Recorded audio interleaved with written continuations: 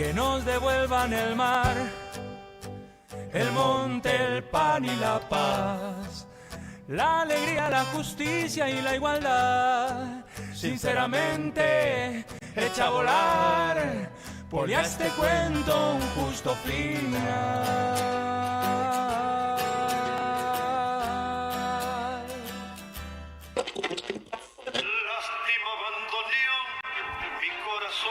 En tiempos difíciles, regálese una radio. Sube el volumen, gira el dial a la izquierda y escuche el mensaje. La radio propiamente se mete adentro de la cabeza. Ni pueden matar los libros ni pueden matar la radio. Los libros son como el cariño, los tenés, te acarician, los tenés en la mesa de luz, en la cocina, en cualquier lado. Y la radio también te acompaña. Yo lo tengo en todas partes de mi casa. Me acompaña, me educa, me enseña, me prepara. Así que viva la radio. Reproduzca la información. Rompa el aislamiento. Ahora usted es la radio. AM530. 20 años. Somos radio. Somos comunidad. ¡Salud! Me gusta la gente que cuando saluda. Bueno, vamos a dedicar esta canción a Dani y a los amigos de Siempre Soy, amigos y amigas. Me gusta la gente De Argentina, Daniel Carlos.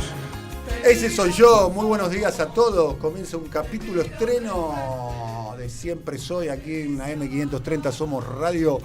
Muy buenos días, Crispation. ¿Cómo estás? Hola, ¿qué tal? Ayer estuvo en el balcón, saludando, ¿qué tal? metió corazón, todo. Pañuelo. Metió, Hola, sí, ¿qué tal? tremenda movilización impresionante, Hola, la ¿qué del tal? día de ayer, ya la vamos a estar analizando.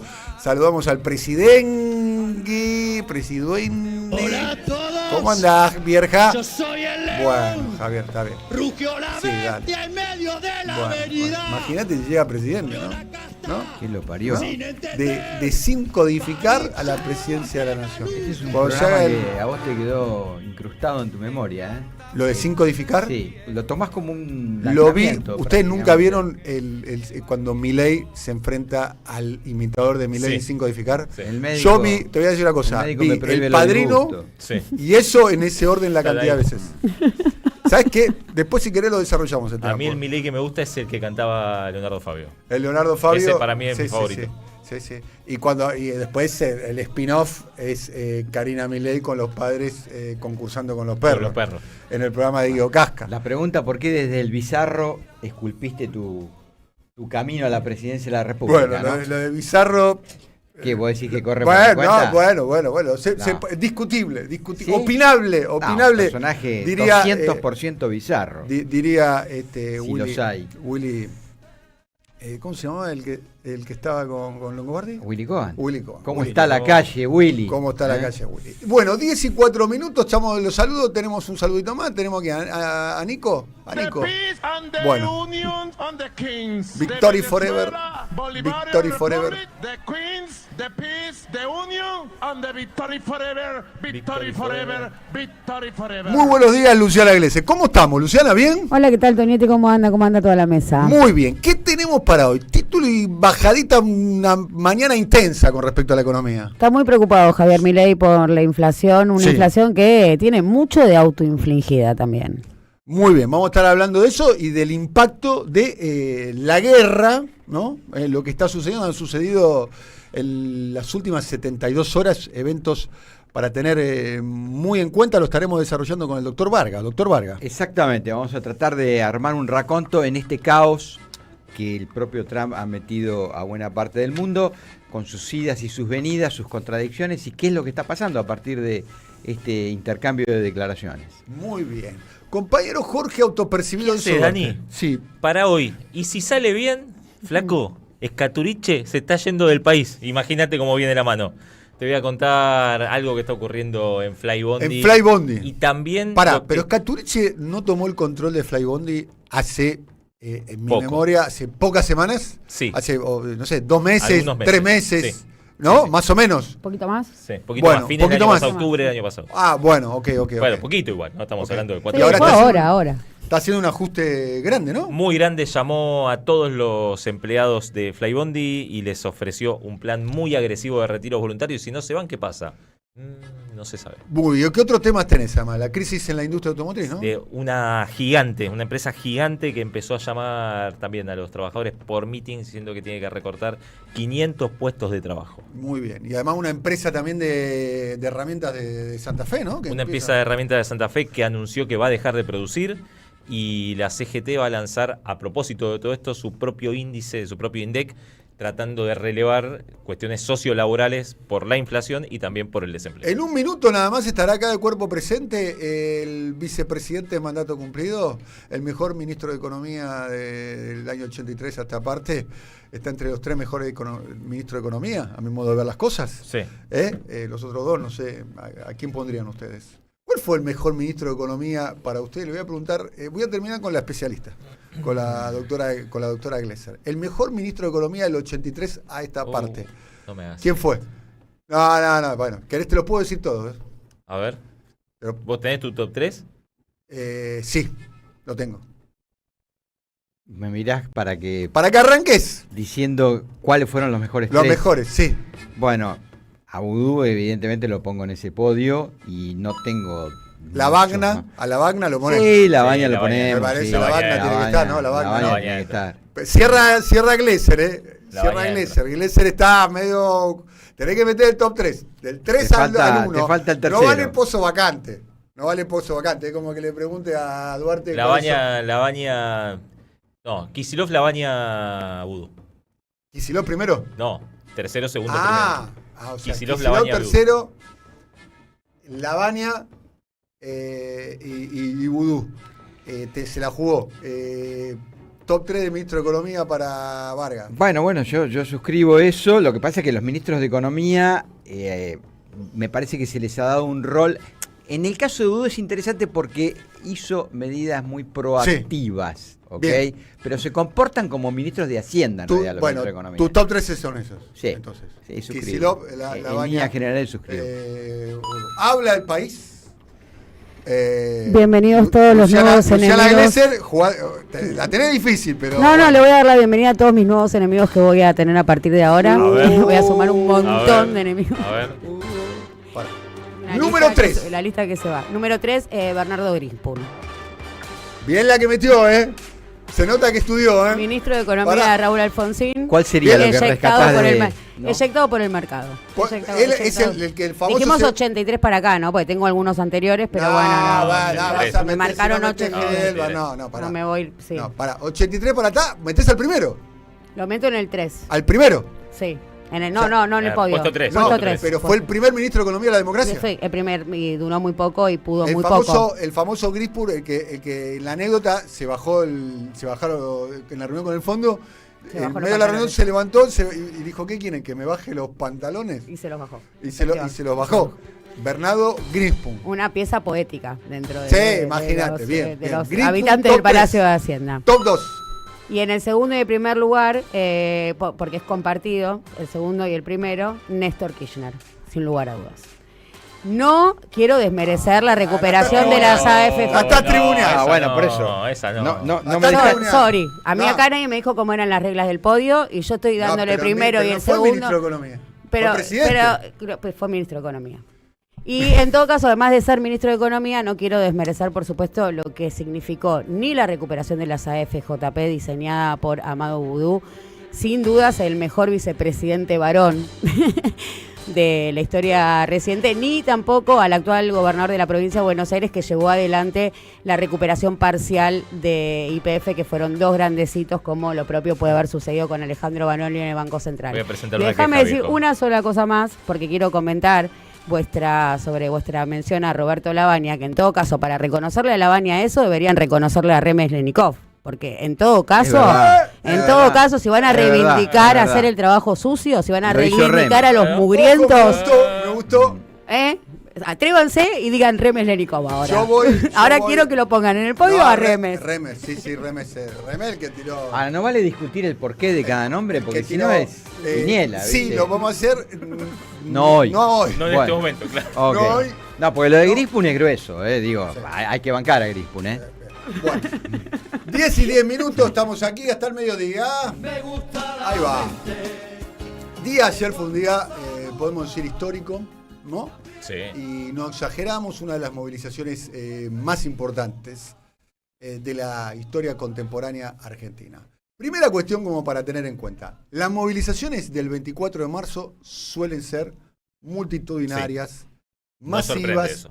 y populares. Sí. ¿No? Tienen esos tres atributos, que son multitudinarias, son masivas y son populares. Intergeneracionales. Y además se toma casi que hay un sector de la sociedad argentina que quizás está ajeno a otro tipo de movilizaciones, está ajeno a otro tipo de reivindicaciones, pero que el 24 de marzo se moviliza sí o sí. Yo por lo menos lo he notado con el comportamiento, no sé, de las redes sociales. Veo vecinos o Hasta amigos. Tenenbaum estaba convocando, imagínate. Es una movilización. ¿Es amarilla o es advertencia lo que acaba de hacer con Tenenbaum? No, Podemos hombre llamar con al hombre. bar. Fue hombre con- Podemos llamarlo al Vaya bar. bar. Pero Sí. Tenenbaum siempre estuvo Lo llamamos al bar. identificado con la bandera de los derechos humanos. No me parece una novedad lo de Tenenbaum, sí, quizá lo de Joaquín Morales Solá en su editorial, donde descartaba, por supuesto, la teoría de los dos demonios, diciendo esto no es equiparable a esto. Pero sí, ese pronunciamiento tan contundente de Joaquín Morales Solá me llamó más la atención que esta convocatoria masiva, e incluso no mucho primerizo. Eso sí me pareció como interesante. ¿Cómo te das cuenta? Por los relatos, básicamente recogiendo relatos sobre fui la primera vez, pendejos.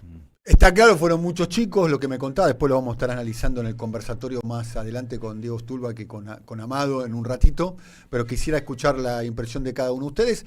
Fue una movilización que siempre es una movilización masiva, siempre es popular, Sí. siempre es multitudinaria. Yo Pero ayer recuerdo más. la del 2016, que maridó casi con la visita del presidente Barack Obama en la Argentina, ¿se acuerdan? Ujú. Que Obama creo que el 24 de marzo además tuvo el buen tino de irse a Bariloche para no convivir con su presencia. Esa movilización también fue muy fuerte porque Sí. generalmente con los gobiernos de una raíz de derecha, esa movilización se transforma de algún modo también en una marcha de carácter opositora. Exacto. Como sucedió en el día de ayer. Estamos viendo ahí, por ejemplo, la movilización de muchos colegios primarios. Muchos colegios primarios, pibes de colegios primarios que se movilizaron, pibes de colegios secundarios que se movilizaron. Hay un elemento a tener en cuenta, ¿no? Claramente. Eso fue uno de los indicios. Vamos a escuchar el parecer de cada uno de ustedes. Quiero un recuadrito, Sí. un recuadrito. Y arrancamos con la doctora Glesser, vamos. Sobre la escena comparable, la asemejo quizás más a lo que sucedió con el 2x1, ¿no? Con el rechazo al 2x1, esa masividad. Sin duda es una plaza imponente, remarcar lo de los primerizos y sí mencionar, por ejemplo, el planteo de Pablo Gerchunov, que provocó una gran polémica respecto a nos robaron los derechos humanos, el kirchnerismo se robó la bandera de los derechos humanos, yo quiero ir a la plaza, pero esa es una plaza kirchnerista.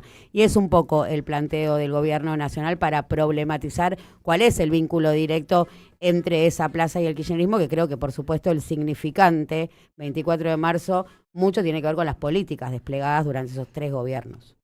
Me cuesta distinguir que esta haya sido la mayor marcha. Fue una marcha importantísima, pero las últimas fueron tan importantes como esta. Desde que está Milei, esta sería la segunda marcha. Sin duda, van mano a mano, porque como bien decís vos, Dani, cuando hay un gobierno de derecha, esto es un acto de resistencia. Hubiera agregado, esta es mi humilde consideración, lo dije antes, un fuerte mensaje de no a la guerra. Creo que le hubiera dado más transversalidad a la marcha, no solo para los que fuimos. Gran punto Si estás no- poniendo para mí, Roberto. El otro día vino acá a nuestro programa, el día viernes, Alfredo Serrano Mancilla, y después me fui a tomar un café con él, y él me destacó algo que nosotros dijimos días atrás. Creo que debería de prepararse en algún momento, si se extiende, ahora lo vamos a desarrollar, una marcha en contra de la guerra. Totalmente, ¿no? totalmente. Y me parece que es un tema básicamente por la característica de la guerra, por la incertidumbre que genera, por cómo puede llegar a empeorar las condiciones materiales Pero- fundamentalmente de los pueblos afectados, Exactamente. entre los cuales la guerra es muy lejos, Medio Oriente. Estoy seguro que si me pongo con un mapa a decirle acá en la esquina dónde están cada uno de los países en conflicto, probablemente no me lo sepan ni señalar, pero va a terminar afectando. Dicho sea paso, va a ser un tema que vamos a estar desarrollando en minutos nada más, cómo está afectando la economía local Ya, la ¿no? guerra. Ya. Pero dicho eso, quiero insistir, ¿por qué decíamos que nos teníamos que poner al hombro el no a la guerra? Porque el 110% de las personas que estábamos ayer en la plaza estamos en contra de la guerra, con lo cual ninguno hubiera quedado fuera de la convocatoria y por el contrario, no es que traía más gente si nos poníamos con esta consigna también al hombro, es que muchos de los que no van empiezan a identificarse en esta corriente de opinión, bueno, con algo que tiene parientes, que tiene puntos de comunión. Vamos a escuchar a Estela de Carlotto en el día de ayer. Esto es lo que decía. El gobierno está en otro mundo, en otro lugar, quizá pronto entre rejas. Es terrible lo que digo, pero es así. Pero el pueblo es el mismo, el pueblo es el sufrido antes, el sufrido ahora. Todavía existen lamentablemente circunstancias injustas que nos duelen porque el argentino de por sí es bueno, una persona sana, los gauchos, los famosos, con más razón. Esto es lo que decía Estela de Carlotto. El que habló también, mientras participó del acto, fue el gobernador de la provincia de Buenos Aires. Primero dijo que a Milei le queda poco. El futuro es del pueblo argentino. Que, bueno, eso en primer punto, dando a entender que el ciclo político de Javier Milei está agotándose.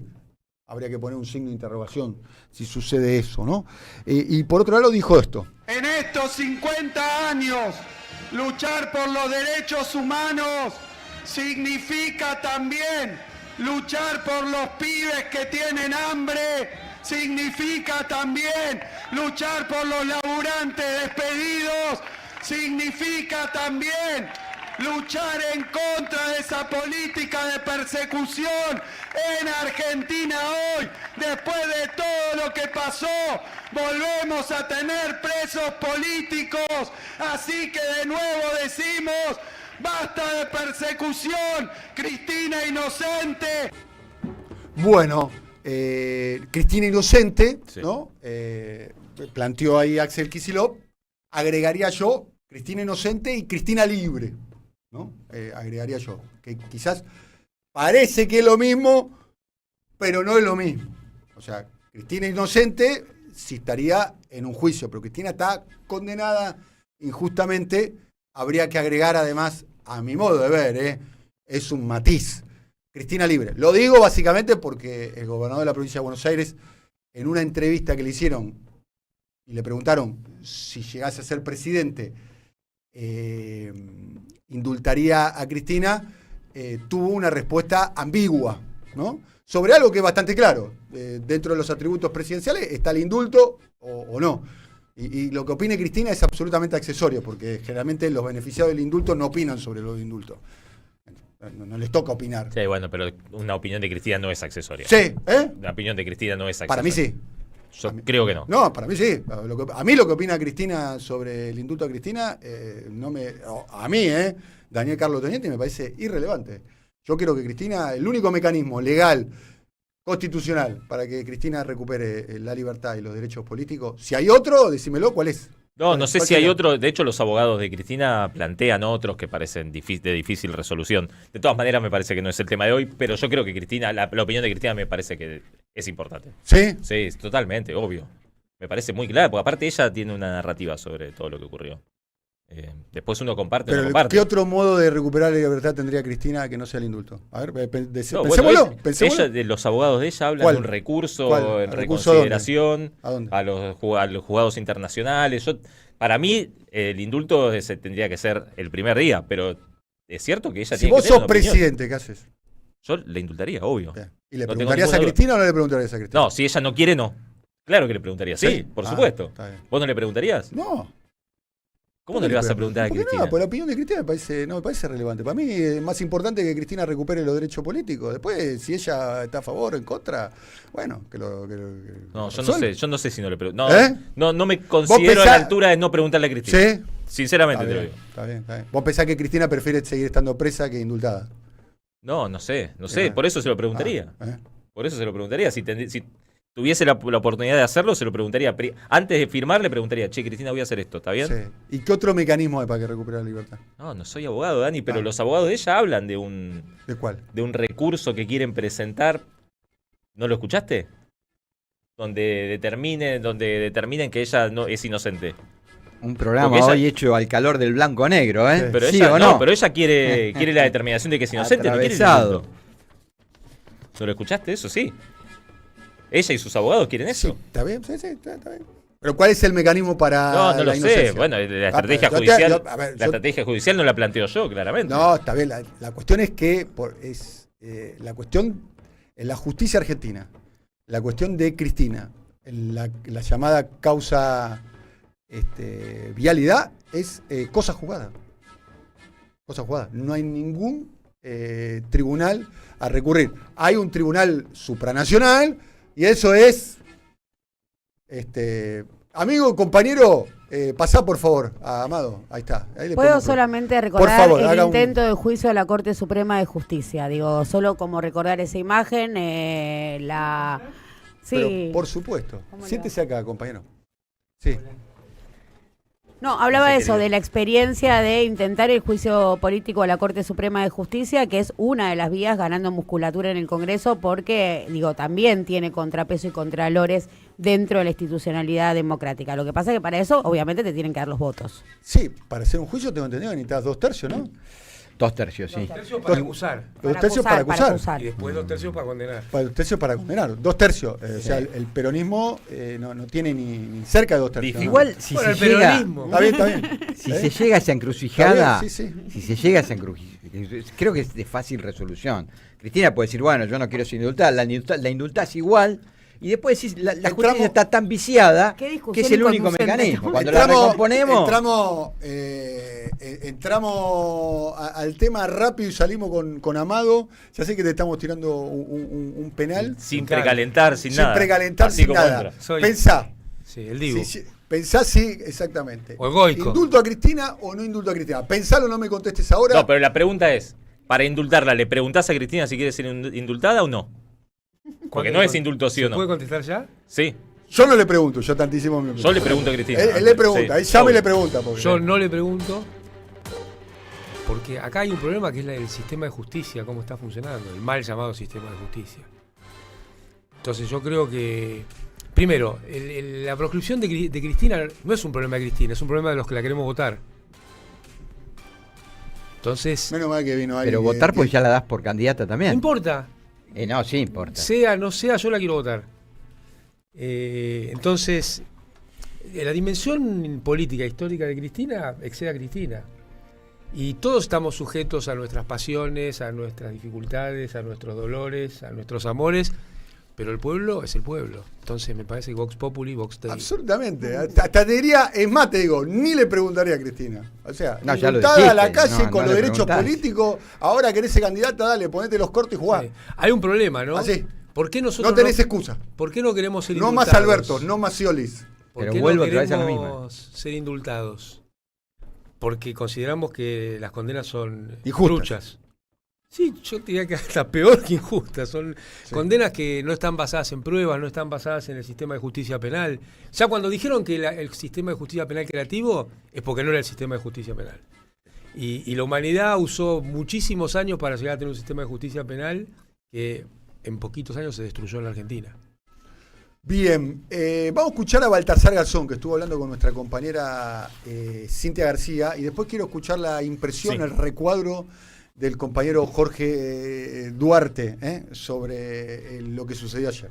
Es fundamental que Lula vuelva a ganar, vuelva a imponerse en las elecciones. Yo es lo que espero y es lo que necesito como ciudadano demócrata, defensor de los derechos humanos y de una sociedad más equilibrada y más feliz incluso, ¿no? Porque lo contrario es el abismo que Bolsonaro, en forma de hijo de Jair Bolsonaro, pueda gobernar, es el dominio del posfascismo, del autoritarismo, de una política... Atención lo que dice Baltasar Garzón, en el día lunes se decidió la prisión domiciliaria de Jair Mesías Bolsonaro, que estaba en una cárcel común, bueno, en realidad hace como unos 11 días estaba internado, ¿no? Y le mejoraron las condiciones de detención. Va a ser una elección con mucha paridad, la elección de Brasil. Estén muy atentos a eso. Todo indica que va a haber una elección de mucha polarización. La ves parecida a la de hace 4 años. La ves parecida. Calcada a la de hace 4 años. Definiendo por penales en el último minuto. Anote lo que estoy diciendo hoy acá. Ahora. Por penales en el último minuto. Veo un photo finish. Veo photo finish. El estado testigo en Brasil, es el estado de Minas Gerais. El estado de Minas Gerais. El que gana en Minas Gerais desde el año 89 a esta parte termina ganando en la elección nacional. Es el estado testigo. Sí, sí. Es más, casi los porcentajes son calcados de lo que es el resultado nacional de lo que sucede en el estado de Minas Gerais.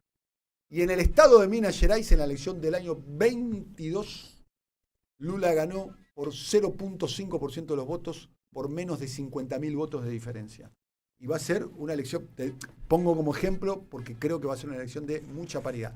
Hace falta todavía definir quiénes van a ser los vices, porque los vices en Brasil cuentan, suman, ¿no? Y además te dan una expresión de lo que es la coalición. No está definido que Geraldo Alckmin, el actual vice de Lula, vaya a reelegir. O sea, una pregunta, esta paridad que vos ves que se va a producir, ¿se basa en que Lula no llegó a generar más entusiasmo que el que generó en la campaña anterior? O sea, ¿su gobierno no sumó más que lo que tenía? Bueno, es una pregunta bastante amplia. Lo que está claro es que la derecha está muy organizada, muy articulada, que tiene 40 y pico % de los votos ya de movida, que había muchas dudas con respecto a si Flavio Bolsonaro iba a lograr sintetizar los votos del bolsonarismo, que son muy fuertes. Y lo logró. Lo logró rápidamente. El dato es que lo logró rápidamente. La candidatura se lanzó en diciembre y a los pocos meses ya prácticamente está definido que va a ser el candidato que va a terminar de aglutinar a todos los candidatos de la derecha. De hecho, muchos de los gobernadores que estaban pululando ahí para ser candidatos, Tarcisio de Freitas, Ratinho Jr., que eran como los candidatos, como los Yarlora de la vida, digamos, o los Pularo. Los Pularo de la vida, que aspiraban a ser candidatos, finalmente decidieron bajarse. 10 y 28 minutos, tu impresión, Jorge Duarte, de lo que sucedió. Mira, ayer. me fui temprano porque terminé acá y empecé a caminar para la plaza. Sí me pareció que fue más multitudinaria que de costumbre. Los 24 de marzo son multitudinarios, pero más que de costumbre. Me dio la misma sensación que todos los 24 de marzo, que tenemos un pueblo maravilloso que convirtió un día dolorosísimo para la Argentina en quizás uno de los días más lindos que tenemos. La familia en la calle, todos con los pibes, una comunión entre todos maravillosa. Y me da la impresión que es una respuesta a la batalla cultural del gobierno. Que eso que está ahí en la calle. Una línea roja. Eso que está ahí en la calle, con un programa económico más o menos, en 2027 de gobierno. Me quedé con esa sensación y me costó mucho irme de la plaza porque en serio era una multitud, No se podía entrar, pero a 2 cuadras de la plaza. No te podías mover, vos querías salir, había un montón de gente queriendo entrar. Lo que también me dio la sensación es que no tengo ganas de empezar a escuchar hoy que me digan, no, bueno, eso que está ahí, pero nos falta el 1,5 puntos de Pichetto y los 2 puntitos de Villarruel, entonces, bueno, capaz que este no es un tema tan importante. Déjame poner un punto. Ayer estaba Victoria Villarruel en la plaza, no la vi. No, por eso. No quiero que empiecen ahora los genios de los armados políticos a decirnos con esto que tenemos no alcanza porque nos falta el 1,5 puntos de Pichetto y los 2 de Villarruel, entonces más o menos hagamos un programa político, económico que no moleste porque si no, no ganamos, porque con este no llegamos, pero con el otro no alcanza. Me da la impresión que esa gente que estaba ahí, que era un montón y que hubiese ido un montón más, porque había un montón de gente que te dijo que por una cosa o por otra no fue, que con un programa económico claro en 2027 Milei es cochería. Pero bueno, hay que ordenar eso, ¿no? Hay que ordenar y con un programa político económico claro, no como con el de Alberto Fernández, que empezamos con los genios de la realidad política y de relaciones de fuerza. Gracias, querido Jorge. 10 y 30 minutos. En un ratito estará Diego Stulba con Amado. Estaremos conversando, analizando un poco, siguiendo profundizando la cuestión de la oposición, el peronismo, y obviamente vamos a hacer un vuelo rasante sobre lo que ocurrió en el día de ayer. Pero vamos a arrancar con el impacto de la guerra, ¿sí? Luciana, si te parece, contá un poquitito lo que estuvo pasando en la guerra con respecto al petróleo en las últimas, podemos decir, en las últimas 72 horas. ¿Arrancamos el viernes? Dale, el viernes. Viernes, ultimátum de Donald Trump diciendo que va a atacar toda la infraestructura energética en Irán si Irán, condicionando Irán a abrir el estrecho de Hormuz, que hay que decir no está cerrado, no tiene una puerta, no es un estrecho con puerta, sino que el tránsito es selectivo. Digo, están pasando buques. ¿Sabes que estuve averiguando del estrecho de Hormuz? Que es un canal que tiene 36 kilómetros. Pero finito, 36 kilómetros, que es más o menos. Que lo llamativo es que los canales de navegación son muy estrechos, son apenas 2 canales de 3 kilómetros cada uno. Los canales por donde pueden pasar los barcos, que son barcos. No existe el doble fila, no te puedes estacionar en doble fila porque se genera un embotellamiento. 2 canales de 3 kilómetros para uno que están más cerca del margen de Irán. De ahí la preeminencia estratégica de Irán. Tal cual, es así.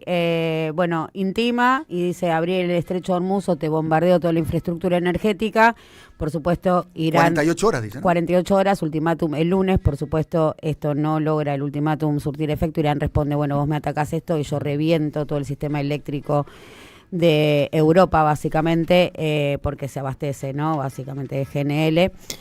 En esa instancia, Trump dice, estoy negociando con Irán, estamos negociando un cese de hostilidades, 5 días de tregua, y a partir de ahí, bueno, funciona y se activa esto de la confianza del sistema financiero que se garantiza el esquema Ponzi, claro. Parecía ser como una decisión unilateral de Trump, ¿o no? Claramente, digo, en lo que se llama pre-market durante el fin de semana, en esta intensificación del conflicto y lo que realmente se puso en juego, volaron el precio del barril, voló el GNL, se derrumbaron las acciones, pero claro, eso es el pre-market, no son datos oficiales. Ahí hubo un factor de presión fuerte a Donald Trump. Venimos insistiendo con esto, que el límite a la demencia de Donald Trump viene por el lado de los precios, del precio del barril y de lo que le clava el sistema financiero, que por supuesto necesita esa confianza para poder reproducir esos recursos. Digo, si esto está claro, lo dicen los capos de la finanza, Warren Buffett, si todos van a buscar su guita, esa guita no está, no existe, digo, no hay valor, creación de valor ahí. Entonces, le piden a Trump decía algo que tranquilice al mercado. Sale y dice algo que tranquiliza al mercado, leve recuperación de los paneles. ¿Qué estamos hablando? De cuando dice la tregua de 5 días, ¿no? La tregua de 5 días. 5 días, voy a parar las hostilidades. Ahora bien, Irán dice, no sé con quién están hablando porque a nosotros no nos sonó un teléfono. Ahí se habla de la intermediación de Pakistán. Digo, por supuesto, la información es muy vidriosa. Digo, acceder al Tehran News es muy difícil. ¿Tehran News qué es? Es el medio oficialista o el medio que expone la perspectiva del régimen. Un diario iraní en inglés. Digamos, es un diario iraní, Buenos Aires Herald. Exactamente, que le comunica al mundo, ¿no? Dónde está posicionado políticamente, lo que está pensando. El Tehran News? Es muy difícil acceder ahora, no era un tema corriente en mi vida Irán. Digo, yo no me despertaba con interés en Irán. Tuve un lapso durante 12 días. 12 días el año pasado ocupó Irán mi vida, 12 días durante el año pasado. Que la guerra de los 12 días. Aparece. La guerra va por la tercera semana. Su cuarta semana. Por eso, superó la tercera, está entrando la cuarta. E inicialmente Trump dijo, 4 o 5 semanas. Entre 2 y 4 hablo. Sí. O sea, 2 semanas a 4 semanas. Pero lo que diga Trump se lo lleva el viento en breve, ¿no? Porque va y viene permanentemente. Bueno, responde a estos factores de presión, ¿no? También, digo, quizás algo de estos factores de presión. A ver, se levanta guita en pala. Vos pensás que estos son contratos futuros, que si durante el fin de semana se estuvieron operando cerca de los $100 o incluso por encima de los $100 y de repente baja como lo tenemos ahora en 93, en 96, hay fenomenales negocios detrás de esto. Y está aprobado, ¿no? Movimientos muy sospechosos. 500 palos. 500 palos que se movieron antes y después de la declaración. En 5 minutos. Digo, el caso Libra... Bueno, a Libra le va mejor. Bueno, yo lo decía hoy en la preproducción, decía, es un Libra, lo que pasa es que en Libra estafaste deliberadamente. Acá mi lectura es que había inside information y hay fondos operando que vendieron futuros. Se levantaron entre 500 y 700 palos. Toda la complejización de los instrumentos financieros, porque hay que decir esto, digo, el mercado de capitales nace con la definición de canalizar ahorro hacia inversión, ¿no? El ahorro privado canaliza y financia proyectos de inversión. Lo que es cierto es que con la complejización de los instrumentos financieros y todo lo que surge alrededor de esto, bueno, hace a que sea un verdadero esquema Ponzi, tanto en Libra como lo que estamos viendo hoy en el precio del barril. Lo que pasa es que eso ya arranca de una mala teoría económica, que es la teoría que circula en las universidades. El ahorro no genera inversión y el ahorro no se canaliza a la inversión. En general la inversión genera ahorro, que es al revés, porque eso es desconocer cómo funciona el sistema bancario, el sistema financiero y la creación de moneda, ¿no? Es mentira que los bancos tienen un encaje que tienen que cumplir todos los días, no, porque los préstamos que dan quedan en el propio banco. No es que va alguien con una carretilla y se lleva la plata para hacer la inversión. Entonces, desconocer cómo funciona el dinero endógeno lleva a decir cosas como la que dice Milei o Sturzenegger, que es suponer que el gobierno es quien regula la cantidad de dinero.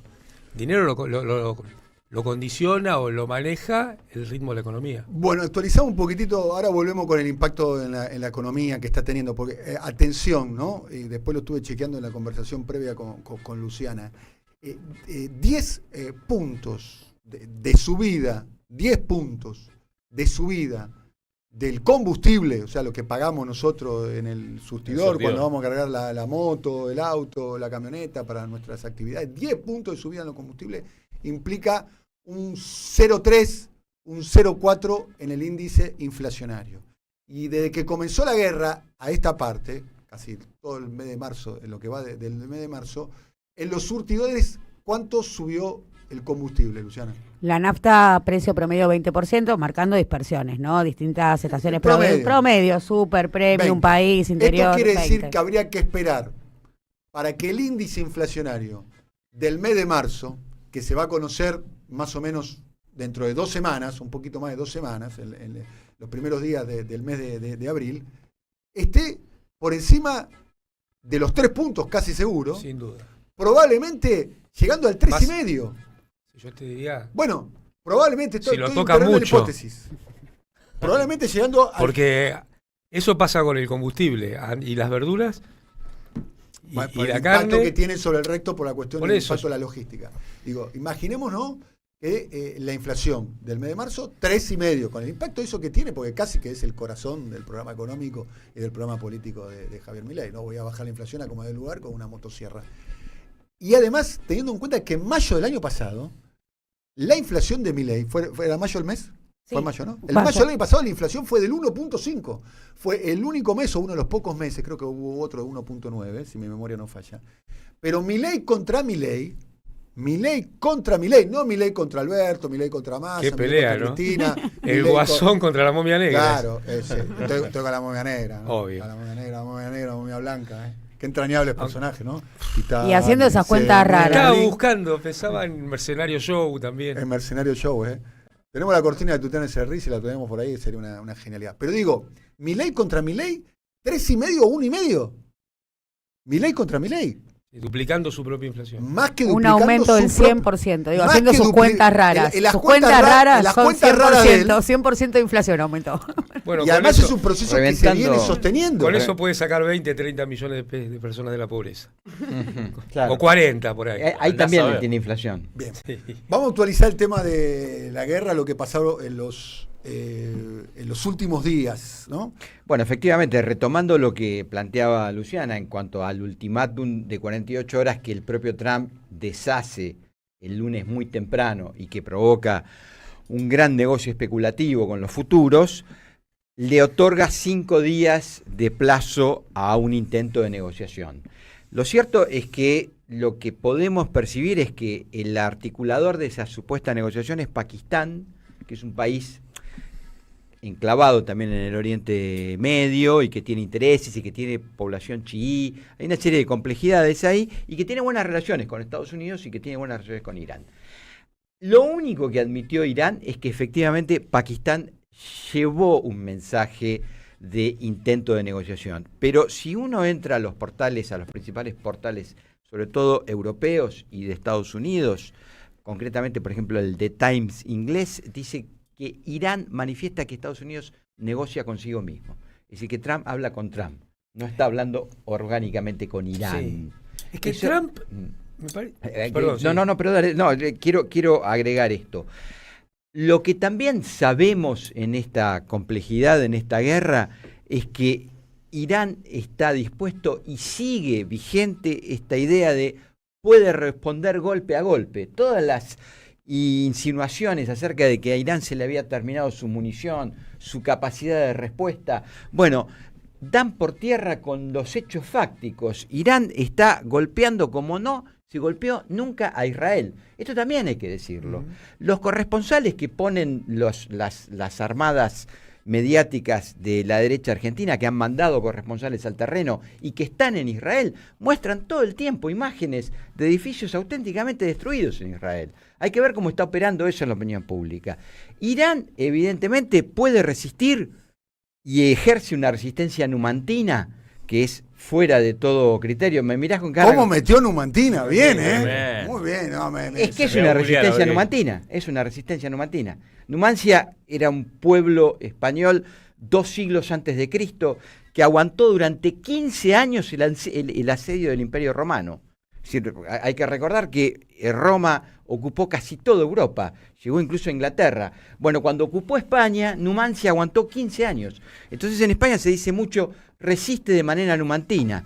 Irán está resistiendo de manera numantina y lo lleva adelante y puede hacerlo. Primero porque es un país de 90 millones de habitantes. Segundo porque su concepción espiritual le permite pensar que este es un servicio a las generaciones que vienen, esta resistencia. Y por último, tiene una idea de Estado-Nación, tiene una idea de que solo puede preservarse su interés nacional si saca adelante este conflicto. Lo dijo en una declaración que yo recomiendo mucho que se lea, el hijo de Jamenei.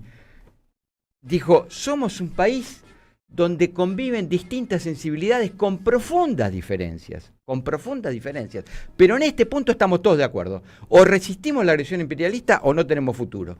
Y eso los está preservando, evidentemente. Entonces, hay que ver cuánto de esta situación se sigue estirando. Recordemos una información que yo te comentaba ayer, Dani, que los analistas, por ejemplo, de la Shell anglo-holandesa, dicen que a Europa le quedan 30 días de reserva de combustible. Es una situación muy crítica y estamos viendo cómo aquellos mandatarios europeos que se han opuesto a la guerra empiezan a recibir el apoyo de la población. Y muy por el contrario, aquellos mandatarios que hacen seguidismo de la política de Trump empiezan a ser sancionados electoralmente. Concretamente Meloni en Italia, que pierde un referéndum por la reforma judicial. Déjame agregar, esto es The Guardian, lo que me enviaste en el día de ayer, el diario The Guardian, o Telegraph, ¿no? Sí, el Telegraph. Director de Shell, Europa corre el riesgo de sufrir escasez de combustible tan pronto como el próximo mes. El próximo mes es abril. Wael Sawan afirmó, este es el directivo de Shell, que la escasez mundial del suministro de petróleo y gas ya ha obligado a algunas partes de Asia a reducir el consumo de energía. Esto está pasando ahora. Esto es la prensa occidental hoy. Esto es un dato a tener en cuenta, digamos, porque si la guerra se extiende en el tiempo, el impacto que va a tener sobre la economía, el impacto humanitario que puede llegar a tener. Europa se enfrenta a una escasez de combustible en cuestión de días, advierte el director de Shell. La escasez de suministro de petróleo y gas está obligando a partes de Asia a reducir el consumo de energía. dice el director ejecutivo de la multinacional petrolera. ¿Te imaginas que Sumawain, como es, el de Shell, es un lindo momento también para Wael Sawan es el directivo de la empresa Shell, que está advirtiendo que, ojo, que capaz que dentro de un par de semanas empieza a escasear el combustible. Montado en eso, te imaginas los negocios que debe estar haciendo, ¿no? Con el precio del combustible en Europa. Pero yo quería decir dos cosas. Primero, esto que señalabas de cómo se cuenta la guerra. O que viene Exactamente. Yo recuerdo hace 3 años y pico, cuando empezó la guerra en Ucrania, a Rusia no paraban de hundirle barcos, decían que tiraba con fósforo, que no podía aguantar ¿cómo se llama? Todas las medidas que Estados Unidos le había provocado en el sistema financiero. Hoy todavía está en guerra y se quedó con media Ucrania. Que ese va a ser el final de la historia. Cuando haya un cese al fuego, el territorio ruso va a haber crecido en media Ucrania de hecho, mínima. Putin siempre rechazó la idea del cese al fuego, como de alguna manera también marcando está rechazando Irán en este momento, porque consideran que el cese al fuego es para que Ucrania se rearme y vuelva a la guerra. Es un poco lo que está subyacente a la idea de Irán rechazando el cese al fuego. Porque recordemos que Irán fue la guerra de los 12 días del año pasado, que también en plena negociación le produjeron el bombardeo, que supuestamente habían inhabilitado. Bueno, acá pasó en Malvinas, ¿no? No es una cosa nueva en Occidente. Bueno, pasó en Malvinas. ¿Cuándo hundieron el Belgrano? Con el Belgrano. O sea, Estados Unidos está acostumbrado, Estados Unidos que nunca ganó una guerra, está acostumbrado a hacer ese tipo de maniobras, ¿no? Que cuando... ¿Cómo que nunca ganó una guerra? ¿Qué guerra ganó Estados Unidos? La guerra de secesión, la guerra interna civil. Vietnam no la ganó, Camboya no la ganó. No, hay una disputa ahí con el tema de la Segunda Guerra Mundial, que es importante lo que apunta Amado, porque quien puso el cuerpo y dio las batallas definitivas para que los, digamos, países que derrotan al nazismo lo derroten fue la Unión Soviética, pero no te que quepa dejó dudas. 20 millones, esta cifra es muy importante, 20 millones de muertos. Mirá, la Unión Soviética. Ya lo ves, el equipo de José. Murió más gente José. en China que en ningún otro país en la Segunda Guerra Mundial. Pepe fue. En China murió más gente. El segundo país que aportó fue Rusia. Esto y que es muy además difícil le cortó el suministro de... O sea, si la avanzada de los nazis llegaba a Azerbaiyán, bueno, otro era el destino de la guerra por la cuestión de justamente del petróleo y la logística. Pero Estados Unidos no ganó nunca una guerra. Estas cosas de Kuwait, bueno, medio así que son de potrero.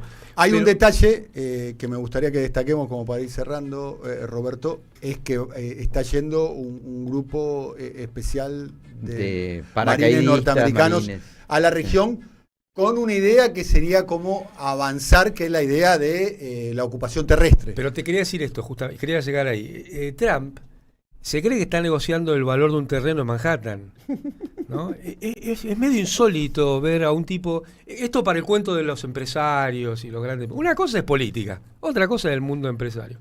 Acá no está negociando el valor de un terreno en Manhattan contra el padre de Mauricio Macri. Diría...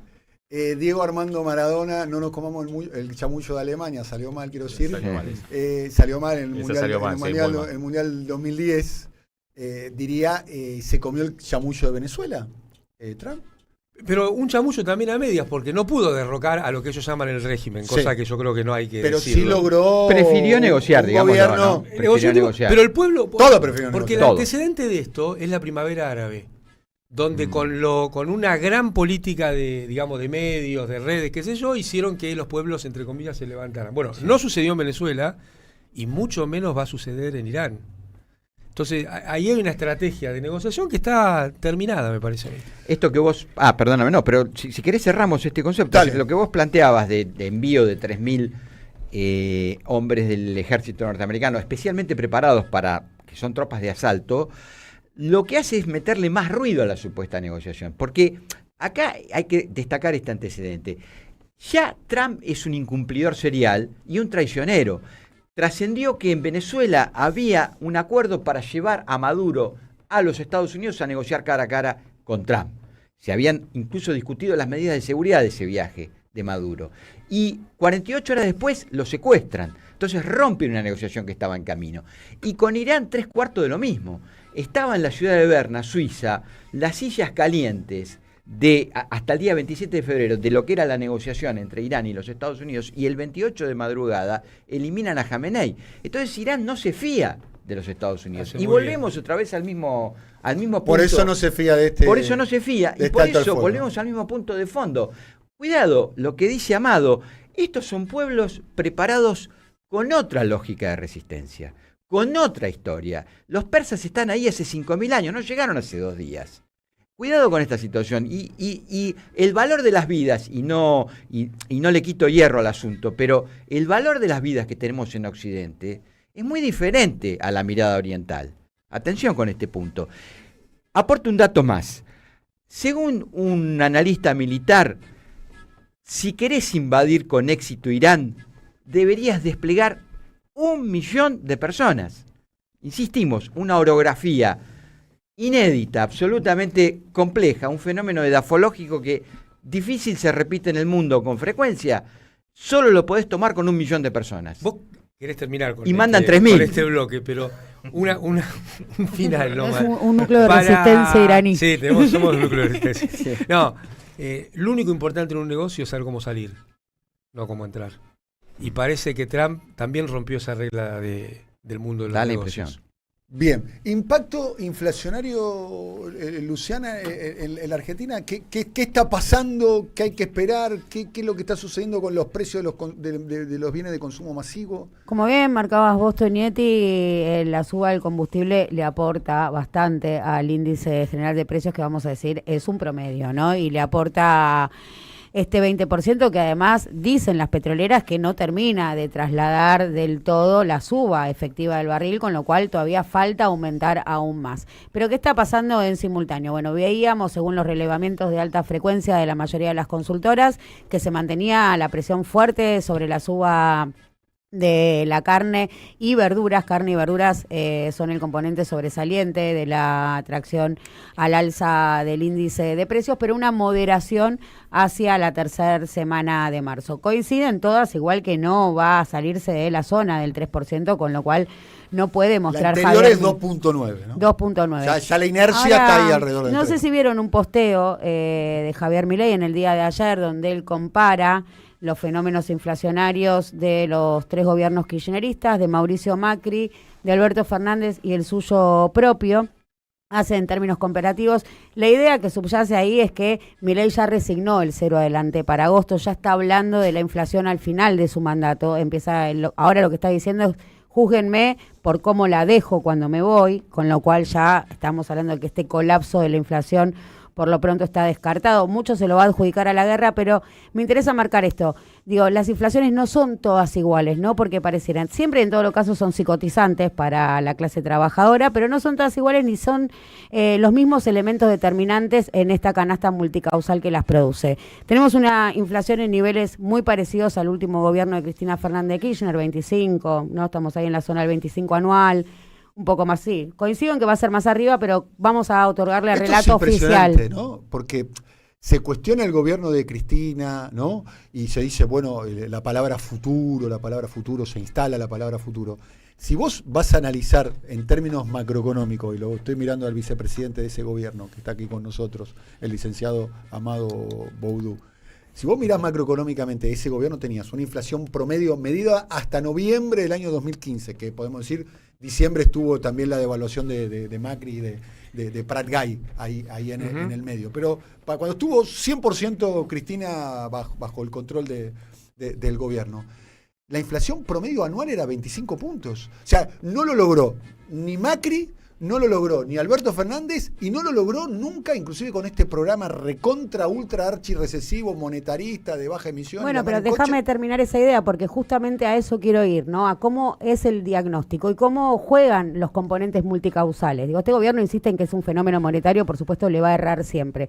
Pero incluso en aquellos que lo piensan como multicausal, no es siempre lo mismo. En el de Cristina Fernández de Kirchner, fuerte componente puja distributiva, salarios que iban por encima de el índice general de precios y, por supuesto, en la góndola apropiarse de ese excedente que están generando los trabajadores. Por eso los acuerdos y los programas de precios.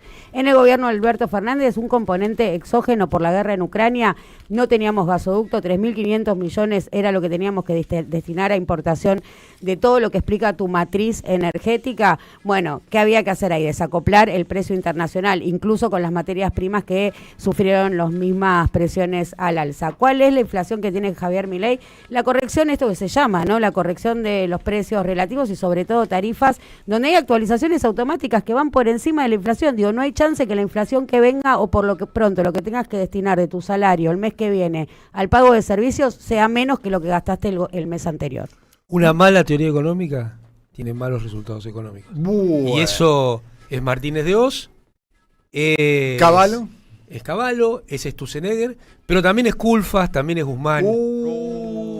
Cuidado. No salva a nadie. Juego en el equipo de Amado Vudú. No puedo hablar este tándem. Me están no lo hubiese soñado nunca. Me están llamando del bar, pero del bar de la esquina. Vos me estás diciendo... ¿Vos estás queriendo decir que Culfas y Guzmán son la continuidad del gobierno de Macri? ¿O entendí mal, Amado? En algunos casos la profundización, en otros la continuidad. Bueno. En el tema deuda no te quepa duda. No te quepa duda que es la profundización. Igual hay una concepción política que anida esa... El día que negociaron con la deuda privada, lo vi a Cristina en la presentación con Culfas, con Guzmán, estaba al lado. Está bien. Yo no me acuerdo el lenguaje corporal de ese día. Pero lo que te digo es que el lenguaje corporal es que estaba Larreta, estaban todos y estaba Cristina también. Cristina supongo que debe estar de acuerdo. Fue pésimo el timing de estaba negociación de acuerdo, también quizás, de negociar primero la deuda privada y después la deuda con el Fondo Monetario, que no se negoció. Vos hubiese hecho al revés. Pero no te quepa duda, porque eso primero con el fondo, ahí eras víctima de la guerra entre Washington y Nueva York. ¿La estrategia esa quién la armó? No tengo ni idea. ¿Pero la armó quién? ¿El Fondo Monetario? ¿Quién impuso esa estrategia? Primero negociar con los privados y después venir conmigo. Estaba sujeto a una pelea entre Wall Street y Washington. ¿Cómo y te regalaste. Entre Wall Street y Washington? Es una pelea vieja. Es una pelea vieja porque cuando se diseñó el Fondo Monetario Internacional, sí, estoy hablando del año 44, los ingleses perdieron por goleada toda esa discusión. Negociaban. Bueno, pero eso lo abandonaron, digamos, creo que la primera semana de negociación. El último grito de aullido de socorro fue, bueno, pero que el FMI está en Nueva York. Sin entender que en la cabeza de quienes diseñaban la política monetaria del futuro del mundo, que dicho sea de paso era un espía soviético, un señor White, que era el negociador por Estados Unidos en toda esta negociación, murió a los pocos días de que se puso en marcha el Fondo Monetario. Lo último que pidieron fue eso. Y no entendían que para Washington el Fondo Monetario era un brazo ejecutor de las políticas norteamericanas del patrón dólar. Y entre otras cosas era un mecanismo para eludir al Congreso norteamericano en los préstamos al resto del mundo. Pero bueno, es un tema lindo para un día completo. Y además quiero aprovechar para decirte, ¿querés darte una escapada un fin de semana? Siempre me gusta. Podés ir a postanatural.com.ar. ¿Dónde es? Esto es en Tandil. Qué lindo. Es el equilibrio perfecto entre confort, relax y diversión en un entorno único. Uno de los mejores salames y quesos de la República Argentina. Ni que hablar del pan, que en esa zona, bueno, yo pongo el de Mar del Plata, pero... Piletas al aire libre, spa, masaje, gastronomía, cancha de tenis, senderos, experiencias al aire libre. Tenés una parte... ¿Senderos luminosos? No, senderos luminosos. No se usa más senderos luminosos. Elegí la privacidad de los aparts o si no, el servicio exclusivo del hotel. Podés ir en pareja, en familia o con amigos. Tandilespostanatural.com.ar. Podés llamar de parte nuestra. Genial. Recordar además que el quiz... ¿querés hablar otro idioma? Sí, claro. Impulsar tu mundo, inclusive el castellano, mira. Impulsar tu mundo con el CUI. Voy a tener que aprender chino, creo. Inglés, francés, italiano, portugués, alemán y chino. Son espectaculares las clases del CUI, los cursos. Son excelentes. Nuestro amigo Roby Villarroel. El gran Roby. El gran Roby, que ayer nos prestó, le prestó a la radio la sede de la ANAC para la gran transmisión que hizo AM530 Somos Radio. Hay cursos de 2, 3 y 4 meses por Zoom o presenciales. Curso universitario de idiomas, diplomas UBA, Y además hay un descuento, le dan un 50% de descuento en su primer curso de nivel a todos los estudiantes. Y 60% a los docentes y no docentes de cualquier curso de nivel del año que quieran estudiar. Espectacular. 60% de descuento para docentes. Y con eso y todo el índice va a superar el 3. Para los cursos de los trabajadores de la UBA, de el compañero Jorge Autopercibido. Dani, querido, ¿y si sale bien? Bueno, ¿y si sale bien? Me parece que no sale bien. ¿Lo tenés a Leonardo Escaturiche? No lo conozco personalmente. No lo conoces, pero más o menos en el sí, mapa lo menos, tenés. Sí, más o menos. Empresario exitoso de la gestión libertaria. El villano invitado en varios capítulos de Pañi, ¿no? Es el villano invitado. Es empresario exitoso de la gestión libertaria, podemos decir. Es uno de los empresarios estrella. Se le vincula mucho a el empresario de medios y periodista, a Gerardo Daniel Haddad, ¿no? Sí, algunos incluso dicen que tiene una relación personal, económica. Son personal, bueno. Económica, algunos hablan de un fronting de Daniel Haddad. No, dicen que es el testaferro. Bueno, eso lo dice Rodri. Sí. Yo dije fronting como para que sea un poco más delicado. Queda más delicado el fronting. Claro. Queda más delicado. Bueno. Hablando de cheto, con la empresa COC Group compró Flybondi a fines del año pasado, este año, y anunció en enero una inversión de $1.700 millones. La semana pasada, el lunes, hizo un Zoom con todos los empleados de Flybondi, son 1.500. Escuchá lo que les decía una de las gerentas de recursos humanos a los 1.500 empleados. De marzo. Hola, Vero, ahí está. Ale, una pregunta. Hola a todos, gracias por estar. Un poco a nivel introductorio, sí, queremos darle un poquito de contexto a esto, o sea, me parece importante darle un poco de contexto a esto. La compañía está en una situación donde hay que tomar decisiones drásticas, decisiones complicadas, ¿sí? Un proceso de reorganización estructural y busca de la efectivización de la operación. Me parece importante, además de contar los detalles del retiro voluntario, darles un poco de contexto, ¿sí? Bueno, ¿Qué era un Sarasa marca cañón? Sí, decisiones drásticas, le dijo. Decisiones drásticas. La decisión drástica es tenían la semana pasada de miércoles a viernes para entrar a un programa de retiros voluntarios en el que le ofrecían medio sueldo más y algunos pasajes en Flybondi como para que se vayan rápido. Que después se reprograman. Claro, que andás a ver quién los va a operar. Y el segundo plan de retiros voluntarios es desde hoy hasta el viernes, les ofrecen un cuarto de sueldo más y 4 pasajes en Flybondi, antes eran 6, para irse con un plan de retiros voluntarios. Son 1.500 trabajadores. De fondo, la intención... Pregunta, ¿cuántos empleados tiene? 1.500. O sea, y no se sabe qué va a pasar. No se sabe qué va a pasar. No, pretenden no echarlos, sino que se vayan. Pero no se sabe qué va a pasar. Todos. No se sabe qué va a pasar. Que se vayan todos.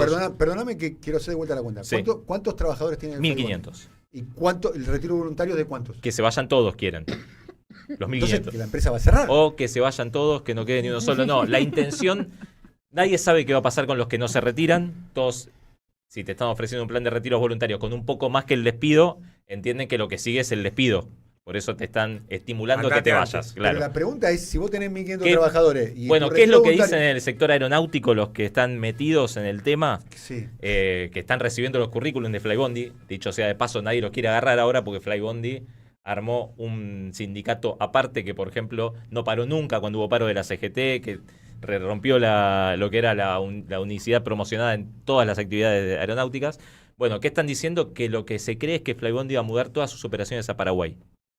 Entonces que acá no va a tener más empleados, que los que queden van a tener que operar desde Paraguay. O sea, Flybondi se va a transformar en una empresa de aeronavegación paraguaya. Y va a operar en la Argentina siendo paraguaya. Va a operar algunos tramos en la Argentina siendo paraguaya. Nadie sabe igual qué es lo que va a ocurrir.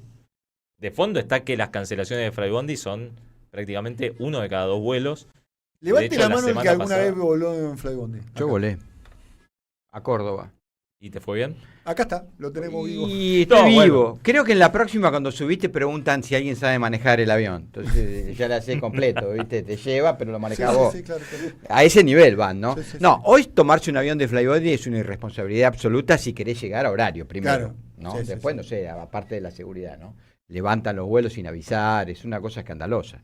Es increíble cómo lo dejan vigente. Sí, de hecho, la semana anterior Neuquén le había aplicado una multa de 228 millones de pesos justamente porque prácticamente todos los pasajeros de Neuquén a Buenos Aires tuvieron que reprogramar su vuelo. Claro. No llega nadie en horario en el que está programado. Ah, Bueno, te deja colgado.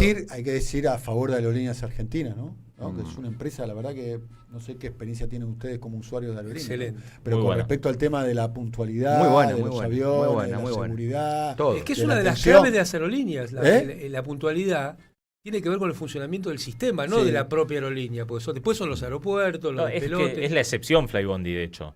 Un estudio de la gente que está siguiendo el tema aeronáutico marca que 1 de cada 5 vuelos de Flybondi nunca aterrizó en el lugar donde tenía que aterrizar.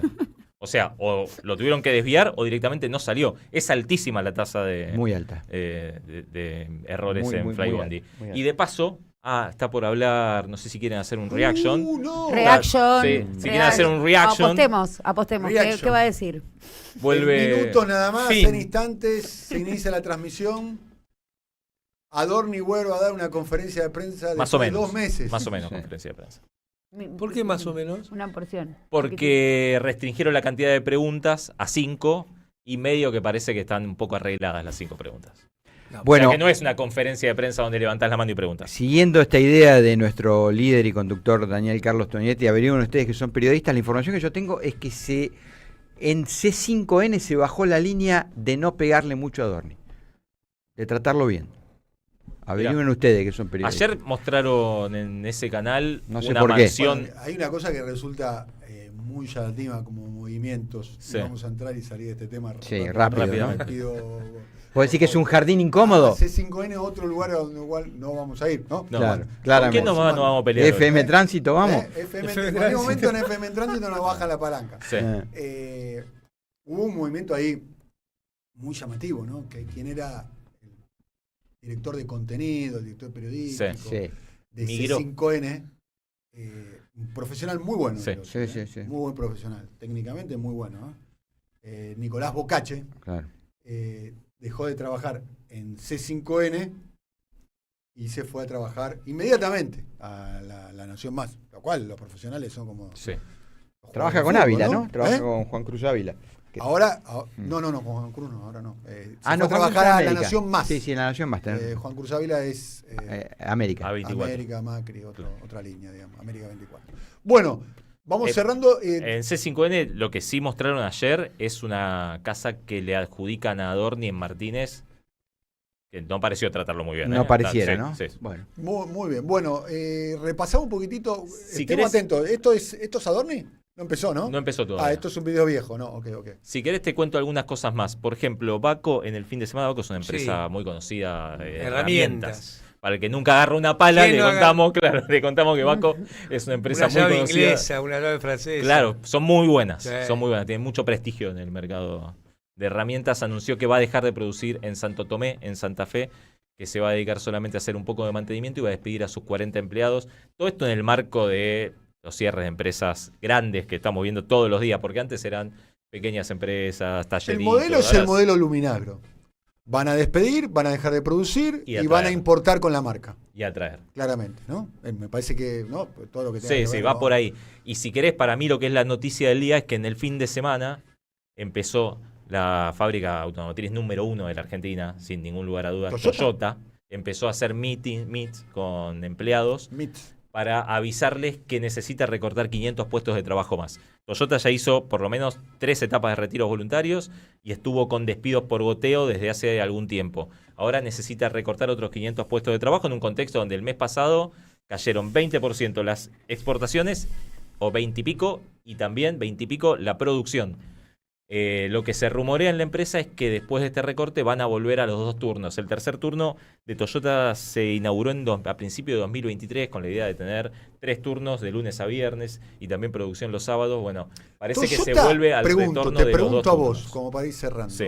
¿Toyota no era la empresa automotriz que vos dijiste en el gobierno de Alberto Fernández? No sé si estaba Daniel Herrero como CEO de Toyota, que decía que le estaba faltando mano de obra formada, Claro, que estaba teniendo dificultad era para... noticia de todos los medios, no encuentran personal para su tercer turno. Tenía 8.000 puestos de trabajo, un poco más. Necesitaba tener 3 turnos de funcionamiento constante de lunes a viernes y también los sábados. Y ahora empezó un proceso de achique sostenido desde que asumió Milei, que todo indica que va hacia el cierre del tercer turno y volver a los 2 turnos, condición que tuvo hasta 2022, digamos. Cuando hablamos de tres turnos, te pregunto porque no lo sé. ¿Es una fábrica que no para de producir las 24 horas?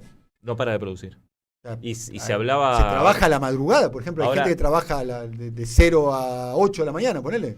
No, porque tienen turnos de menos horas. Menos Tienen turnos horas, de, creo que son de 6. 6 horas. 6 horas. Entonces queda creo que de 0 a 6 o de 23 a 5. Ahí se fabrica la Hilux, ¿no? Claro, ahora de hecho estaban hablando de la promoción de una nueva Hilux, de una Hilux híbrida, una Hilux eléctrica, como para poder complementar, pero bueno, lo cierto es que cayó la demanda, cae la producción y que se van a volver a acomodar a 2 turnos. La Hilux habría que averiguar, pero creo que la manufactura de origen industrial, la exportación más importante de Argentina, ¿no? La Hilux, ¿no? Creo que sí, Y porque es posible. Sí, México posiblemente, es ¿no? uno de los mercados que la recibe. México, Sí, Brasil, bueno, Brasil, está Chile. Brasil está inundada. Chile, Brasil está Sí. inundado de Hilux Sí, sí, Argentina. seguramente del mercado automotriz seguro. Total de la industria no sé, pero del mercado automotriz seguro. Bueno, vamos a ir una tanda, ya volvemos. En un ratito está el conversatorio con el compañero Amado Vudú, con Diego Stulbach, y estamos esperando a la conferencia de prensa. La verdad no tengo ninguna expectativa, quiero decir, pero bueno, se supone que la primera Es el jefe de reaparición, gabinete. la reaparición pública Debe haber ordenado Obrador. un poco el discurso. ¿no? ¿Eh? Debe haber ordenado un Vamos poco a el ver, discurso. 5 porque cada vez que preguntas habló- le van a hacer. Vamos a ver cuáles son las 5 preguntas. media Me imagino arreglada, que una ¿sí? pregunta tiene que hacer mención a su situación personal, ¿no? Todo indica. Siempre soy con Daniel Tonietti. Para aprender a volar entre tanta gente de pie, hay una radio que nunca se apaga.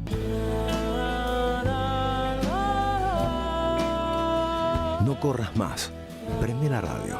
Prendete. AM530. 20 años.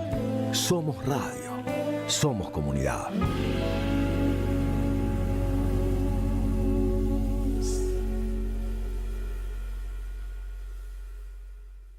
En Provincia ART estamos con vos, con tu pyme. Estamos con quienes generan trabajo y con quienes lo cuidan. Consultá con tu productor o productora de seguros o ingresá a provinciaart.com.ar/pymes. Cotiza y mejorá tus costos con un plan a la medida de tu realidad. Provincia ART, la aseguradora de riesgos del trabajo del Grupo Provincia. Superintendencia de Riesgos del Trabajo. Para consultas y reclamos, comunicate al 0800 666 6778 www.argentina.gov.ar/SRT. El destino de tus vacaciones está en Turismo Cabal. Viví los momentos que querés, con viajes armados a tu medida, con las mejores ofertas y los paquetes que buscas, con más de 35 años de experiencia. Entra en www.turismocabal.com.ar y encontrá las vacaciones que necesitas. Turismo Cabal, seguridad en viajes. Destinada a la cartera de consumo. Más información en www.turismocabal.tour.ar. ¿Querés hablar otro idioma? Impulsa tu mundo con el CUI. Inglés, francés, italiano, portugués, alemán, chino y más. Cursos por Zoom o presenciales. Centro Universitario de Idiomas. Diplomas UBA. Últimos días para inscribirte en cui.edu.ar. No te quedes afuera. ¿Conoces Estación Infancia? Vení a compartir en familia una experiencia diferente para todas las edades. Descubrí Estación Infancia, territorio de juegos y encuentros. Reserva tu pasaje gratuito en sanmartin.gov.ar. En Digit, llévate esa compu que querés, encontrá tu nuevo celu o descubrí el sonido más potente de tu parlante. Entrá en tiendadigit.com.ar y comprá en cuotas sin interés. Digit. Descubrí lo nuevo. Este inicio de clases, Tigre te ayuda. Con tu tarjeta Soy Tigre, obtené descuentos en librerías del distrito y prepara la vuelta al cole con importantes beneficios. Aprovechá rebajas en artículos escolares y cuida tu economía familiar. Si todavía no tenés tu tarjeta, solicitala fácilmente desde la app Tigre Municipio. Tigre acompaña a sus vecinos en cada etapa. Más información en www.soytigre.gov.ar. Tigre, municipio. Disfruta de la naturaleza, las sierras y la tranquilidad. Es el momento para descansar en Posta Natural.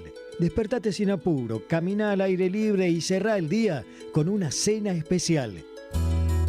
Haces home office, trae la compu y venite a trabajar a las sierras. Viví descanso y buena energía en Posta Natural. Vení a conocer la provincia de Buenos Aires. Turismo todo el año. Provincia Bonita, Argentina. Más información en buenosaires.tour.ar. Gobierno de la provincia de Buenos Aires. El Teatro Payró presenta Huellas de Haroldo, una obra dedicada a la figura del escritor Haroldo Conti. El fantasma de Conti regresa al lugar donde fue secuestrado para terminar su último cuento. Escrita y dirigida por Alfredo Martín y la actuación de Marcelo Bucossi y gran elenco. Viernes, 21 horas, Teatro Payró, San Martín 766. Entradas en la Alternativa Teatral o en la boletería del teatro. En Avellaneda vuelve el Teatro Roma. Comienza la temporada 2026 y vas a poder disfrutar de grandes obras y destacados artistas. Ingresá en www.mda.gov.ar o en nuestras redes sociales para conocer la cartelera y cómo adquirir tus entradas. Hay beneficios y descuentos especiales para residentes de Avellaneda con su boleta de TSG al día, además de funciones con entrada gratuita. Avellaneda, mi mundo. Siempre soy. Con Daniel Tonietti. Me gusta la gente que cuando saluda. Está hablando en estos momentos Manuel Adorni. No puedo responder, que investigue la justicia, dijo. No tengo nada que esconder. A ver. No me dejan. Absolutamente inaceptable. La fuerza para hacernos respetar en el concierto de las naciones y defendernos de cualquier amenaza. Está leyendo, si estuviera dando un discurso. No parece ser la dinámica, a mi modo de ver las cosas, de una conferencia de prensa. La conferencia de prensa es, te hace una pregunta, respondes, te hace una pregunta. Imagino que expone y después vienen las preguntas. Sí. Con respecto a los viajes y su patrimonio, hay muchas dudas sobre el tema de su viaje. Fundamentalmente dos, el viaje que hizo con su señora esposa en el avión que nos pertenece a todos, que utiliza el presidente. Casi que pasó a ser una anécdota ese. Sí, y después el otro viaje, difícil de entender, que es el viaje que habría hecho para el carnaval, también con su esposa, y tengo entendido que con otros familiares, a la ciudad de Punta del Este.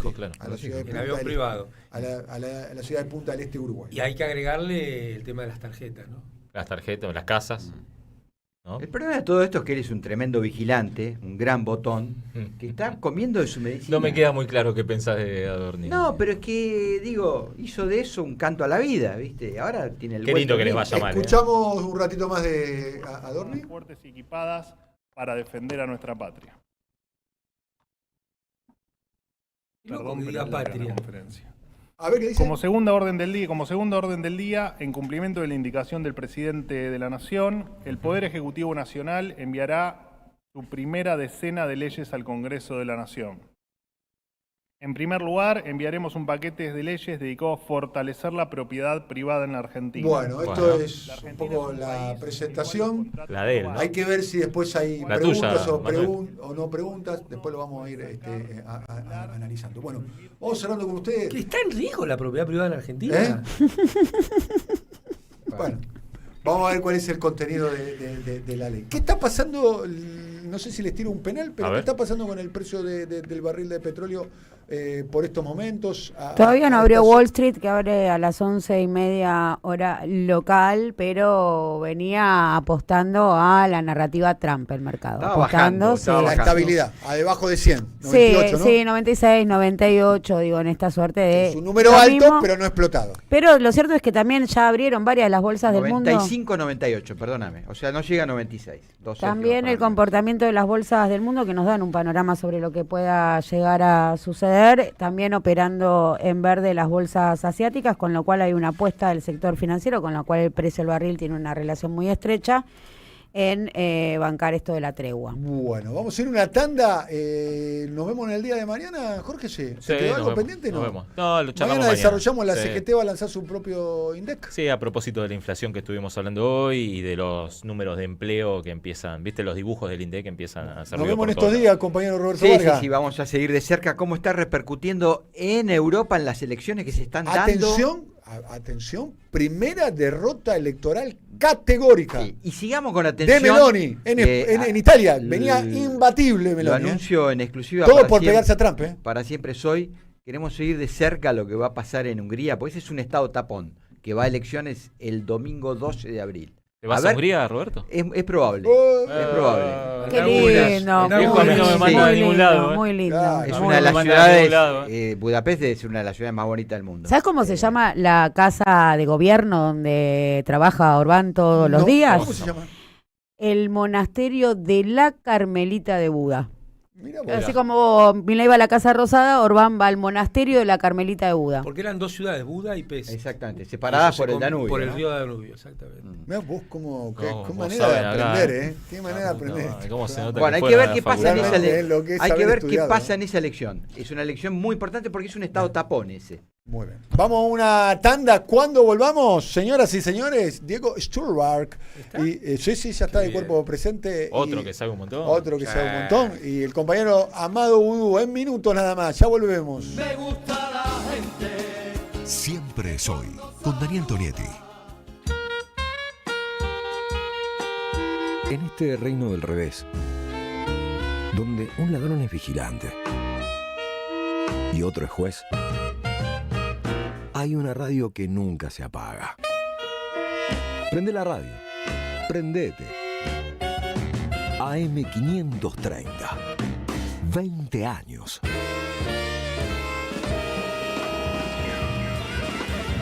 Somos radio. Somos comunidad.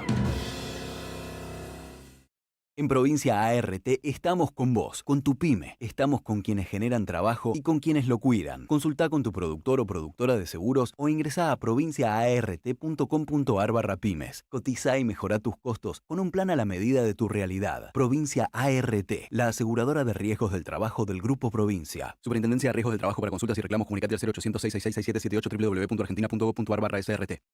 En Avellaneda vuelve el Teatro Roma. Comienza la temporada 2026 y vas a poder disfrutar de grandes obras y destacados artistas. Ingresá en www.mda.gov.ar o en nuestras redes sociales para conocer la cartelera y cómo adquirir tus entradas. Hay beneficios y descuentos especiales para residentes de Avellaneda con su boleta de TSG al día, además de funciones con entrada gratuita.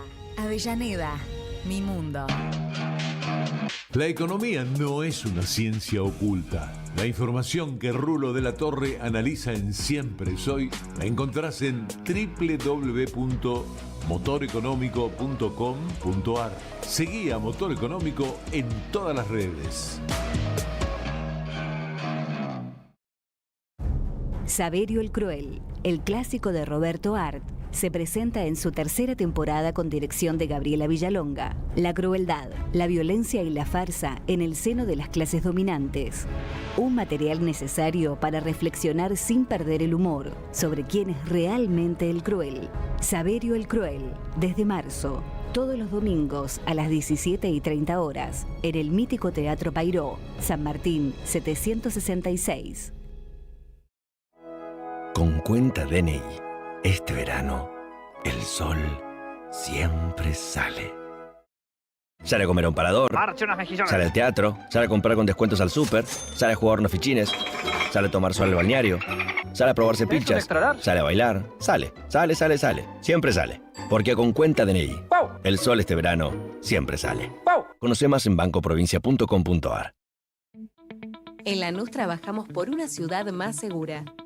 Inauguramos la primera base de operaciones de la Fuerza Barrial de Aproximación de la Policía Bonaerense e incorporamos 20 móviles y 240 efectivos policiales. Sumamos 75 nuevos vehículos y 200 agentes de seguridad ciudadana a través del programa Lanús Te Cuida. Además, continuamos con el programa de formación y capacitación permanente para nuestros agentes locales. La ciudad que nos merecemos es una Lanús segura. Lanús Gobierno.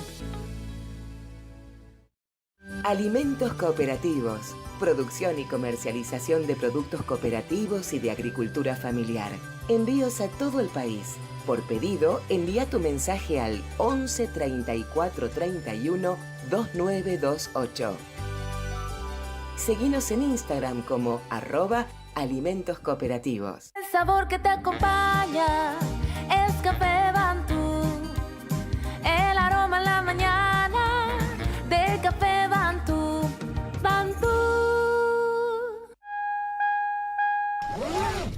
Gracias, mami. Escuchar este mensaje te toma más tiempo que abrochar tu cinturón o la sillita de tu hija o hijo. Un clic que salva. Ministerio de Transporte, Gobierno de la Provincia de Buenos Aires. Todo lo que hay bajo el cielo. Globalización con características chinas. De Juan Facundo Musiaccia. Un ensayo imperdible para conocer la política exterior china en el nuevo tablero mundial y su incidencia en la Argentina y Sudamérica. Conseguilo en librerías y en edicionessicus.com.ar. Te esperamos en nuestra librería café en Adolfo Alsina 685, Capital Federal. Ediciones Sicus. Libros para una cultura de la integración. Siempre soy, con Daniel Tonietti.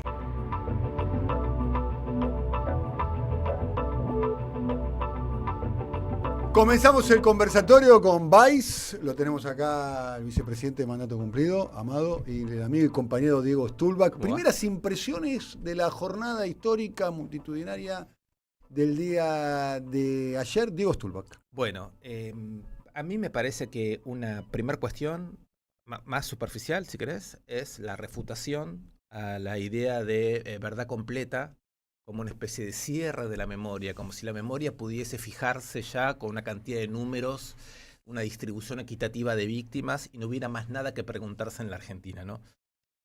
Quizás se podría pensar que ahora estamos nosotros en condiciones de reapropiarnos de la idea de memoria completa y decir no es solamente los desaparecidos, los secuestrados, los fusilados, los exiliados, también es el problema del terrorismo de Estado como una forma que no solamente el Estado tomó para liquidar una amenaza popular, sino también para fundamentar un modo de acumulación. Quizás memoria completa ahora para nosotros sea agregar en la memoria el problema de cómo desde el 76 para acá hay un modo de acumulación que es un límite absoluto para la vida democrática. Entonces eso me parece que es lo primero que hay que decir, un problema de batalla de las ideas o batalla cultural. Pero hay algo más. Que casi te lo propongo para discutirlo un poco, Dani, que es yo creo que en la Argentina, en más de un momento, sobre todo después del 76, el pasado es el procedimiento para discutir el presente y abrir el futuro. No es solamente un acto de recuerdo, no es solamente un acto ritual para, de alguna manera, soportar el dolor y transmitirle a nuevas generaciones de dónde venimos y cuáles son las razones por las que estamos como estamos, sino que es un procedimiento. En ese procedimiento participaron ayer una multitud de grupos, una multitud de generaciones, una cosa espectacular. Yo hace muchísimos años que voy a la Plaza de Mayo por edad y por alguna razón política, voy mucho antes de que el 24 de marzo sea feriado. Recuerdo, por ejemplo, en el 96, los 20 años del golpe con la aparición de hijos, que fue una cosa espectacular, digamos, una tradición no estatal de lucha social en ese entonces.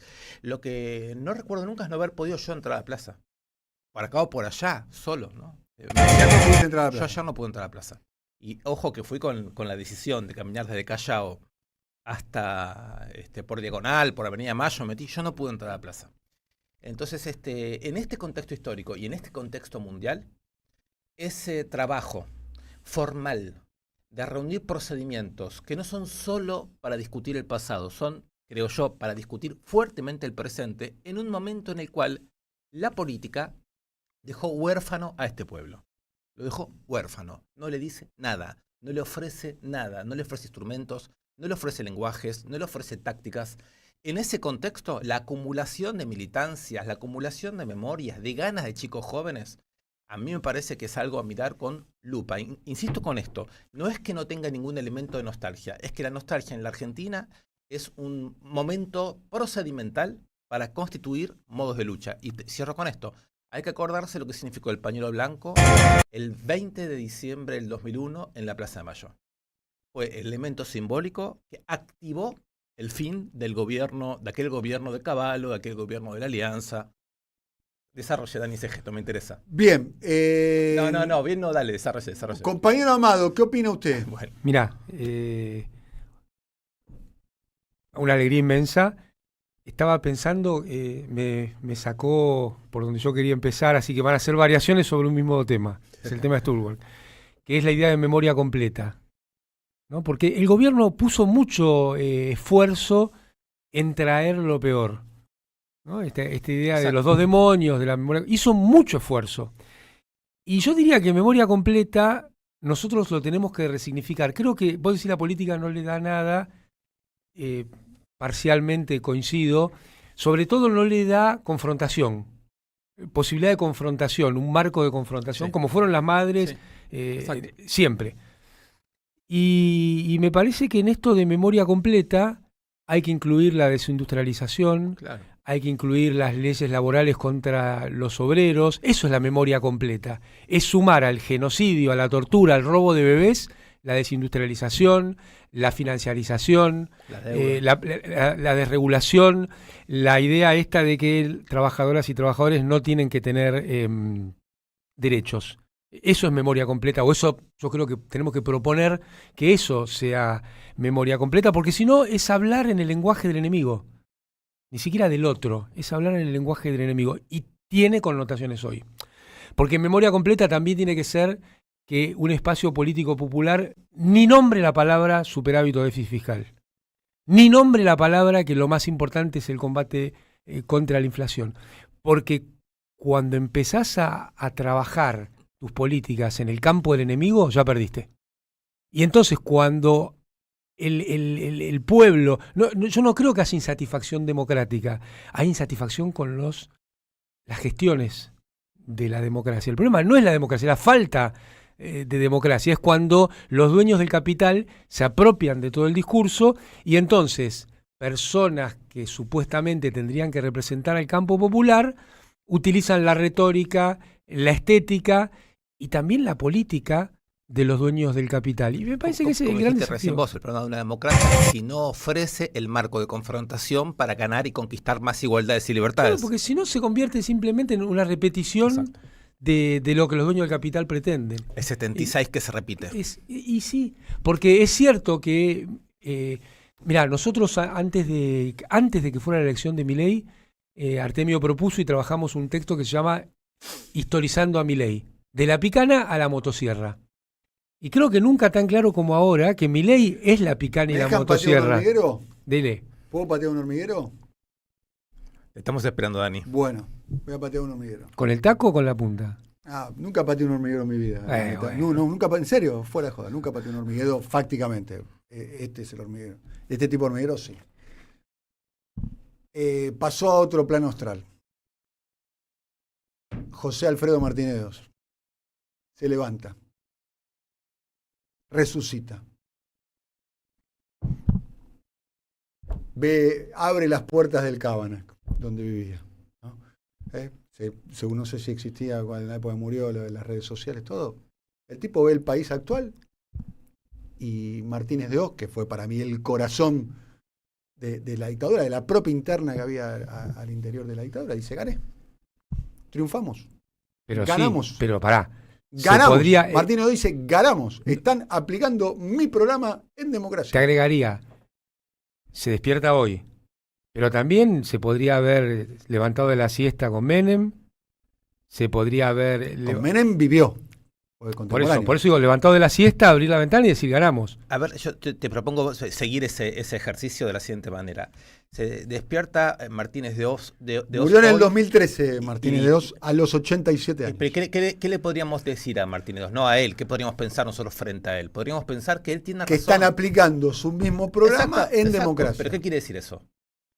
Sin la ESMA, no necesita la... No, esto lo asombroso es que no con es el gordo Dan. Es que no es sin la ESMA. Sí, no, y cagando a palo a los jubilados. Es con aquella ESMA. Hay que acordarse, hoy se cumplen justamente 49 años. Con aquella, no con esta. Con aquella ESMA, pero con aquella ESMA hoy.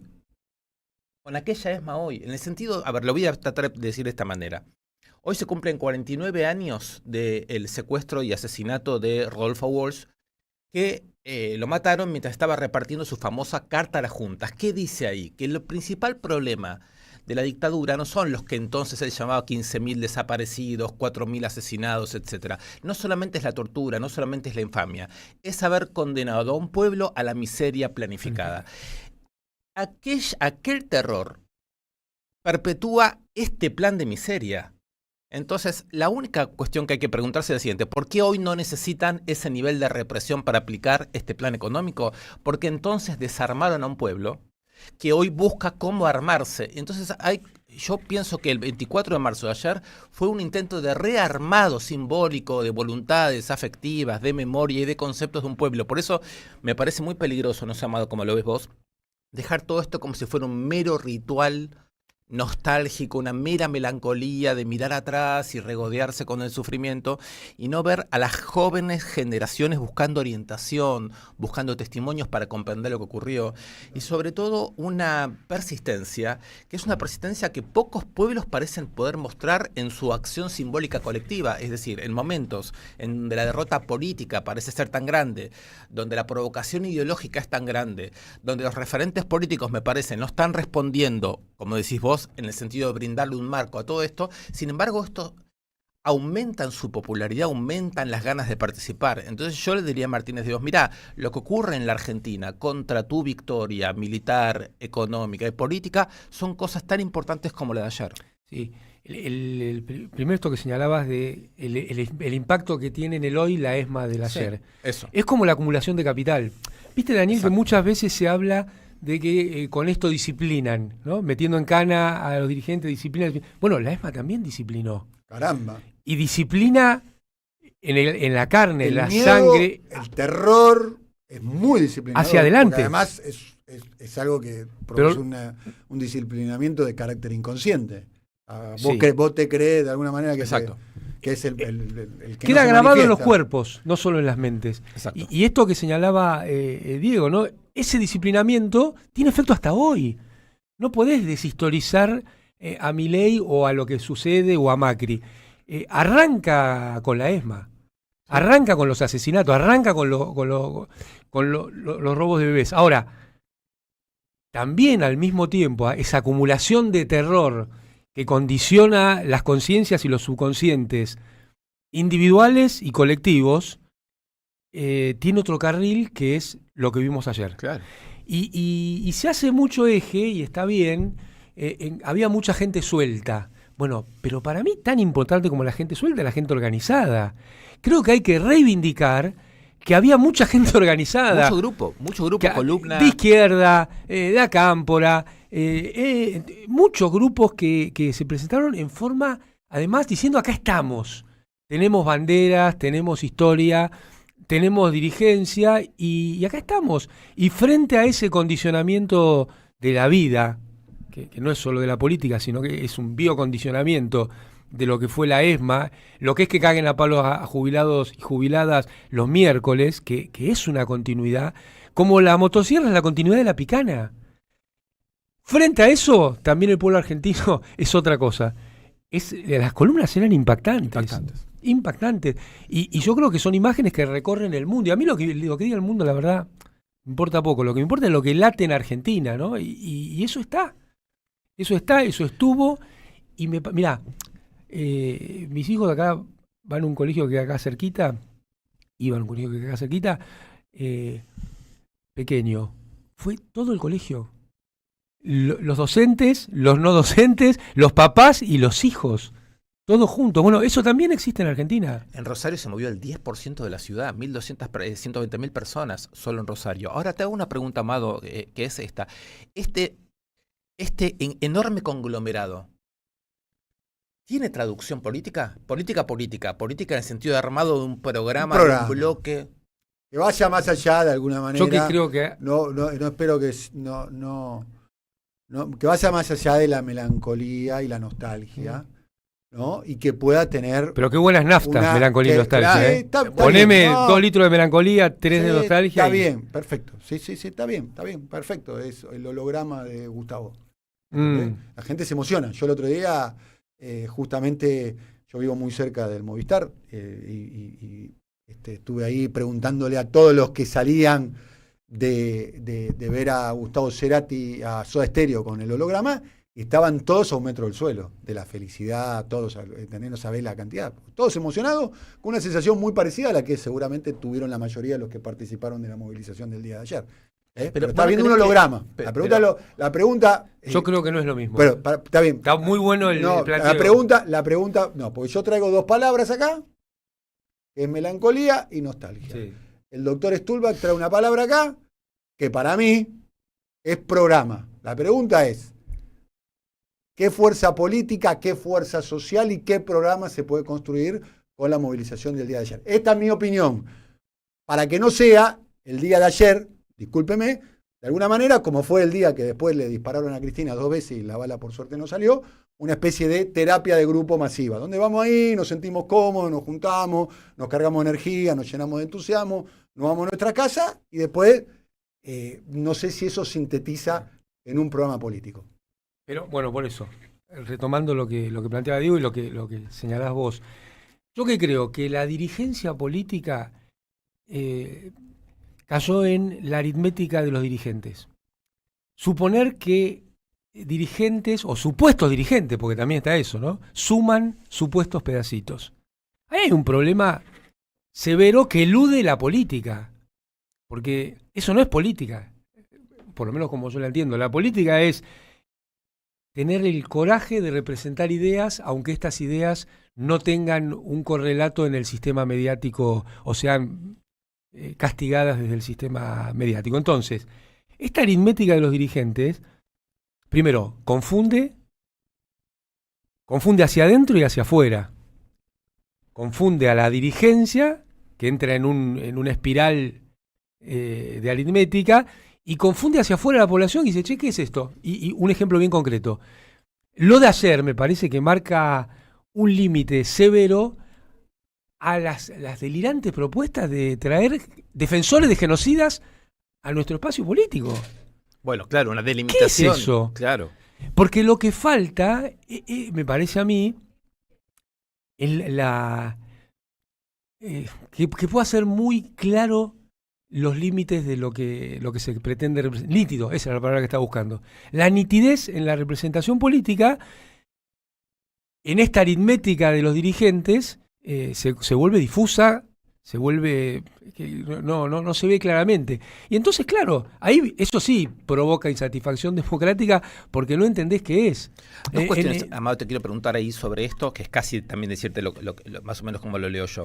La primera es que el mileísmo, es decir, para poner un nombre a todo esto, el mileísmo tiene a su favor, me parece, el desprestigio general retroactivo del resto de la política. Sí. Es decir, que aparecen pocas voces en el mundo político que gozan de un prestigio, de una escucha, de una capacidad de convocatoria. Entonces, esta escena que vimos ahora el 1 de marzo, espantosa, ¿no? Pero digamos en su efectividad, de Milei insultando, casi como diciendo, todos ustedes son del pasado, ustedes ya no valen más. Yo vine acá para ponerlos a todos ustedes en valor.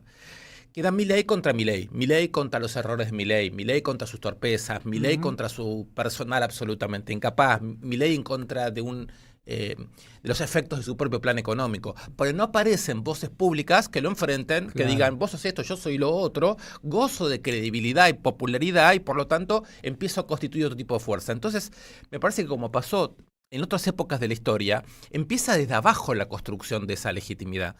En ese sentido me parece impresionante el poder simbólico que adquirió el pañuelo de las madres. Se convirtió prácticamente en el otro símbolo respecto a los símbolos del mileísmo. Digo, en torno a ese pañuelo hay legitimidad, hay prestigio, hay una idea de verdad. Sí. ¿Cómo se pasa? Creo que esto ya pasó con el kirchnerismo, la relación que hay entre el 2001 y el kirchnerismo. ¿Cómo se pasa de un momento de destitución de toda esta porquería, digamos, ¿no? A partir de una acumulación de capacidad discursiva con mucho entramado de fuerza popular a un retorno a procedimientos políticos? ¿Cuál sería el modo de constituir un procedimiento político que, como dijiste vos, no sean cooperativas de referentes que creen que tienen ganada legitimidad y que después se encuentran con que si llegan al gobierno no tienen capacidad de producir 2 o 3 cosas elementales en términos programáticos, de reformas? A mí me parece, primero, que esto que señalás de Milei meando a todo el mundo, me parece que ya se acabó. Encontró su propio límite, porque la política es la política. Viste, esto vengo a hacer algo en contra de la política. Y flaco, pero ¿sabes qué pasa? Estás haciendo política. Que es como lo que hablamos un rato de Trump negociando con Irán, ¿no? Se cree que está negociando para comprar un terreno, ¿no? Y hay muchas otras cosas. Hay historia, hay cultura, hay pertenencia. Exacto. Es otro paño. Bueno, estos tipos que están ahora acá en Argentina vienen a decir, acabamos con la política, pero están haciendo política, entonces van a encontrar los mismos límites y van a tomar de la propia sopa que ellos calentaron o formaron parte de los que la calentaron. Ahora, eso del lado de ellos. Algo que vos señalás para mí es clave. No es hacer política esperar que le vaya mal a Milei. Eso va a pasar, en algún momento va a pasar. Por sus propios términos. Pero eso no es hacer política. Sí. Hacer política es confrontar operativamente, no diciendo Milei es malo, sino diciendo en concreto qué es lo que pensás hacer. Y me parece que eso requiere un viaje territorial, requiere un viaje popular donde se vuelve a discutir estas cosas, primero presencialmente, no a través de tweets, y poniendo el lomo, poniendo la cara. Y para eso creo que es indispensable creerte tu propia legitimidad. Acá hay un problema severo que pasa, me parece, en casi todas las actividades. ¿Quién asigna la legitimidad en la Argentina? Podríamos decir, ¿quién asigna la legitimidad en el mundo? Hay cada ladri que tiene un premio Nobel, ¿no? Entonces, los mecanismos de asignación de legitimidad que estamos acostumbrados desde el 45 a la fecha a poner en valor, yo creo que hay que empezar a discutirlos. Y sobre todo, es como una autocensura, ¿no? Yo siento que es legítimo lo que hizo los gobiernos de Néstor y Cristina y lo voy a defender todo. Y eso no es quedar anclado en el pasado, que es, me parece lo que señala bien Milei. Bien Daniel Tonietti. El flaco Dan.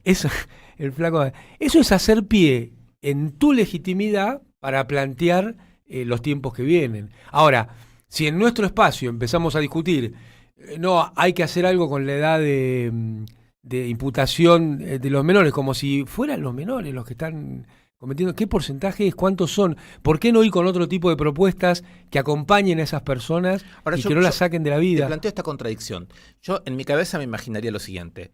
Esta delimitación que haces vos programática, que no es solamente respecto de personas que estuvieron vinculadas con el terrorismo de Estado como la vicepresidenta, sino a todo un mundo político que está pensando en la transacción con el centro para ganar votos y se olvidan justamente estas delimitaciones históricas. Entonces me imagino dos escenas distintas. En la primera escena, te lo planteaba la semana pasada, me imagino una gira, salir a discutir con referentes que vayan del kirchnerismo, de la izquierda, de movimientos gremiales, movimientos de derechos humanos, del feminismo, a discutir con cuadros medios, con gente que está en organizaciones, la gente que estaba ayer en grupos, sí. En columnas grandes o chicas. Salir a discutir qué significa hoy para nosotros transformar la sociedad. ¿Qué en la economía? ¿Qué en las instituciones? ¿Qué en la política? ¿En la educación? ¿Qué tipo de participación? La educación. Por otro lado, ¿todos los cuadros políticos y sociales tienen que estar en el gobierno? ¿O algunos tienen que permanecer con mucha fuerza dando la disputa en la sociedad? Todo este tipo de cosas las pondría como preguntas, ¿viste? Como salimos en gira, vamos acá, vamos allá, mismos discusiones. Ahora, esa es una escena. Mira, en México hay una persona muy importante que se llama el Figón. El Figón es una persona que hace historietas, cuentos, historias y dibuja. Sí. Es quien preside el Instituto de Formación de Morena. Uh-huh. Y cargo que le ofrecen, cargo que no agarra. Que no agarra. Él es el presidente del Instituto de Formación de Morena, desde que empezó a consolidarse Morena como fuerza política. Yo lo he hablado mucho con él. Y la verdad, claro, tiene una visión, me parece que es muy valiosa en esto. El día que él entra en la carrera de los cargos, abandona, por lo menos parcialmente, la cuestión de la formación, sí. Que es clave, porque sí. Hoy Morena está teniendo cuadros políticos populares, ganó casi todos los estados en México, ¿no? Entonces, es como que acá hay que decir Morena, algún día deberíamos profundizar, deberíamos casi dedicarnos, se lo propongo que lo hagamos.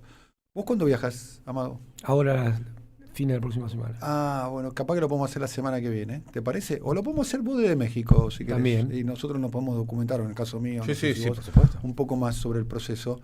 Pero el caso de México, AMLO decidió hacer algo nuevo.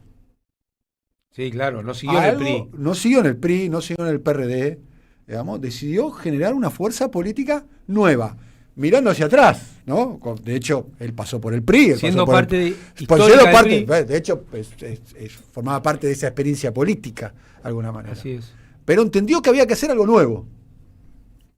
Para de una manera, se subió el precio.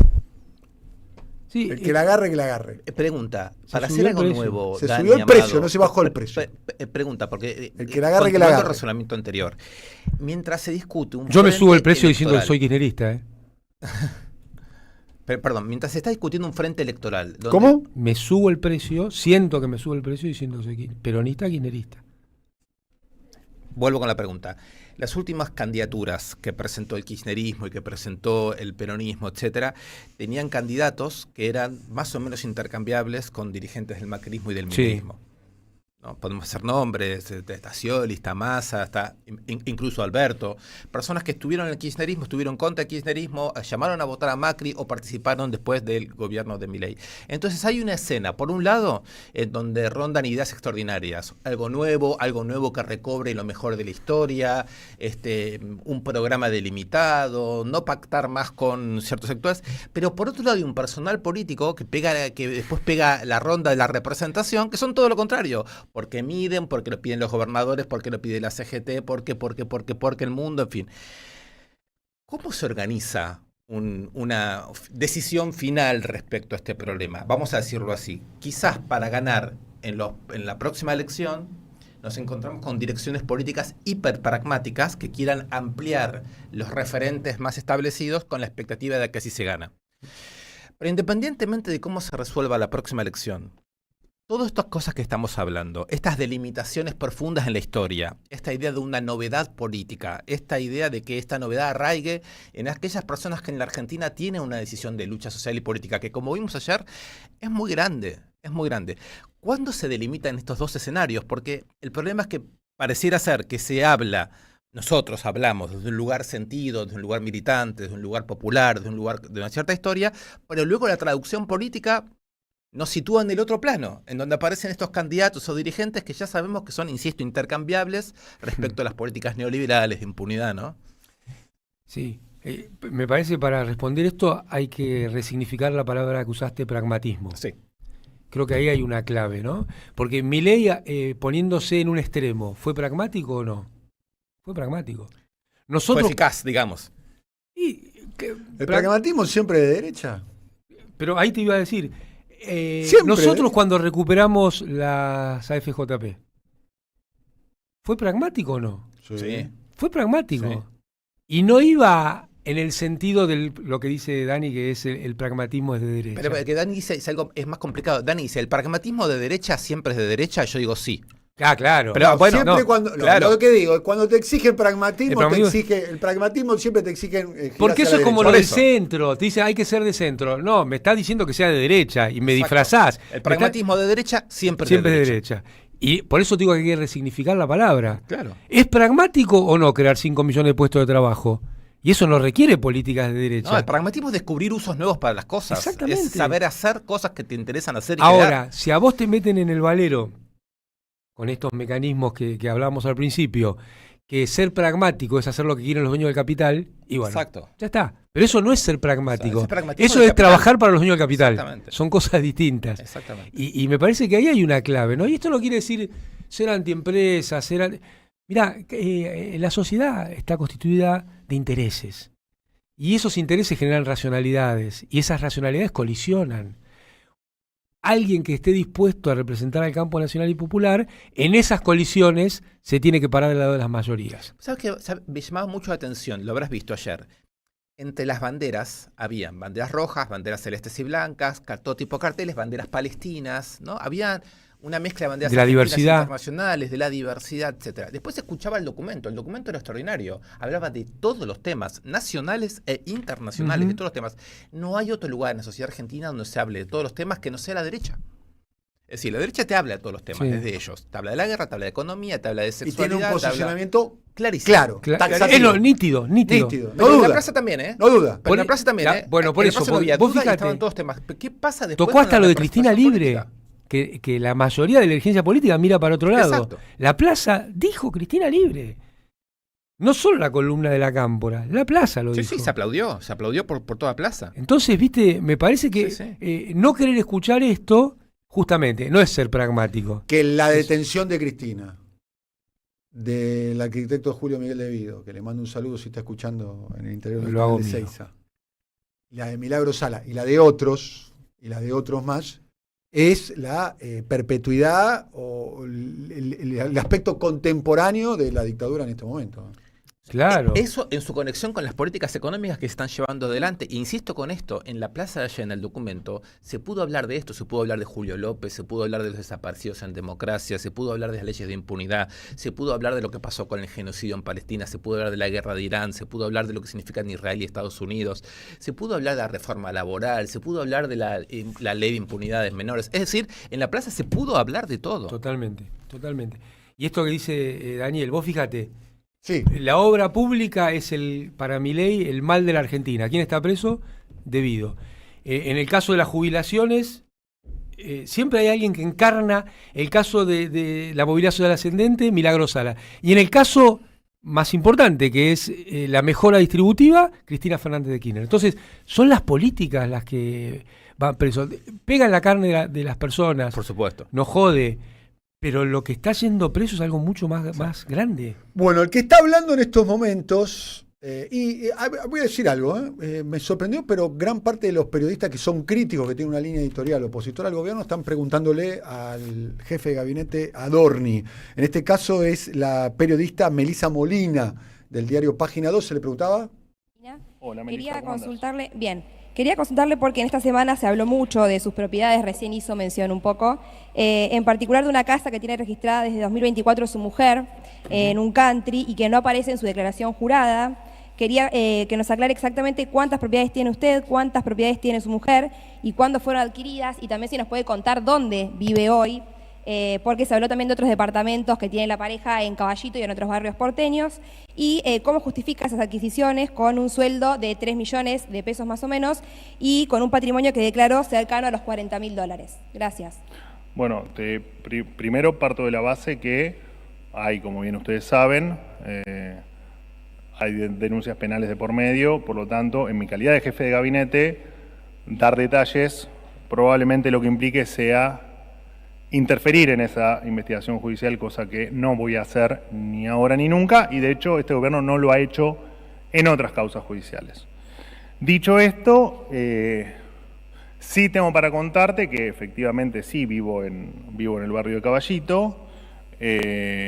También tengo para contarte que el resto de los barrios, el resto de las propiedades en los diferentes barrios de la ciudad, lo deben cotejar con mi declaración jurada. Claramente es falso, pero de todas maneras todo lo que tiene que estar declarado está declarado.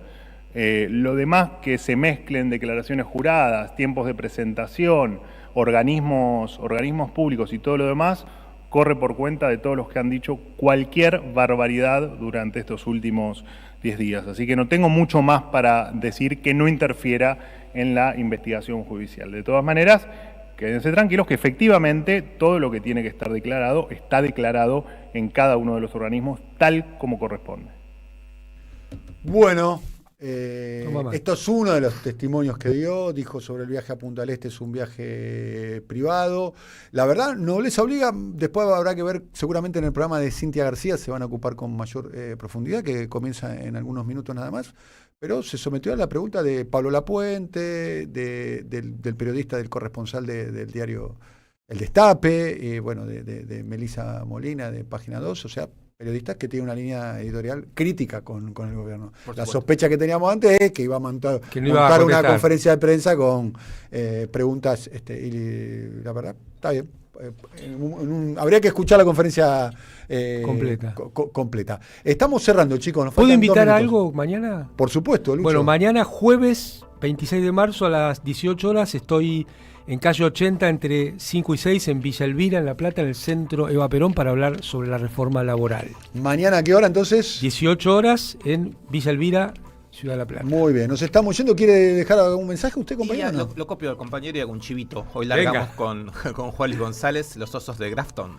¿Hoy largan? Sí, en canal Postdata. Con ¿A qué hora es?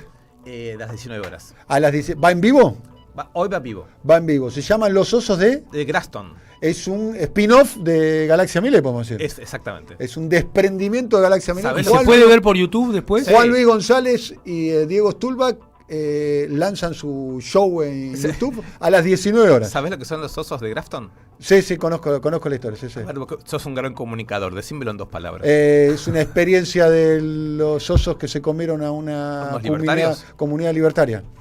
A una Hacia comunidad allá libertaria. vamos. No lo conozco en detalle, Hacia El allá que lo vamos. conoce en detalle. Miren el programa Hoy a para las saber- 19 horas en el canal Exactamente. Postdata de YouTube. Así es. ¿Tiene un invitado, invitada no? Tenemos 3 invitadas. Tenemos una, no quiero adelantar muchísimo, pero 2 autoras de un libro muy interesante sobre qué es lo que la derecha hizo con los 70 y a una hija de genocidas que va a venir a seguir conversando Espectacular, con nosotros sobre esto. entonces. Muy Los bien, Osos de Nos estamos yendo, querido Amado. Gracias, amigo y compañero. Qué lindo. Nos vemos la semana que viene. ¿Venir la semana que viene? Sí. Dale, por favor. En serio. Gracias, querido Diego. Dale. Nos estamos yendo. Gracias a Luciana, a Jorge Duarte, a Roberto Varga. Estuvo en la operación técnica Sebastián Mochola. Gracias, querido Sebastián. En la producción, en la coordinación, Sonia Giorgi y Gary Castro en la producción periodística. Asistente de producción estuvo Nicolás Pasos. Nos volvemos a ver en el día de mañana a las 10 de la mañana. Mañana es jueves, ¿no? Mañana jueves a las 10 de la mañana nos volvemos a ver. Ya llega ya llega Cintia García con su show Rodial. Bye, bye.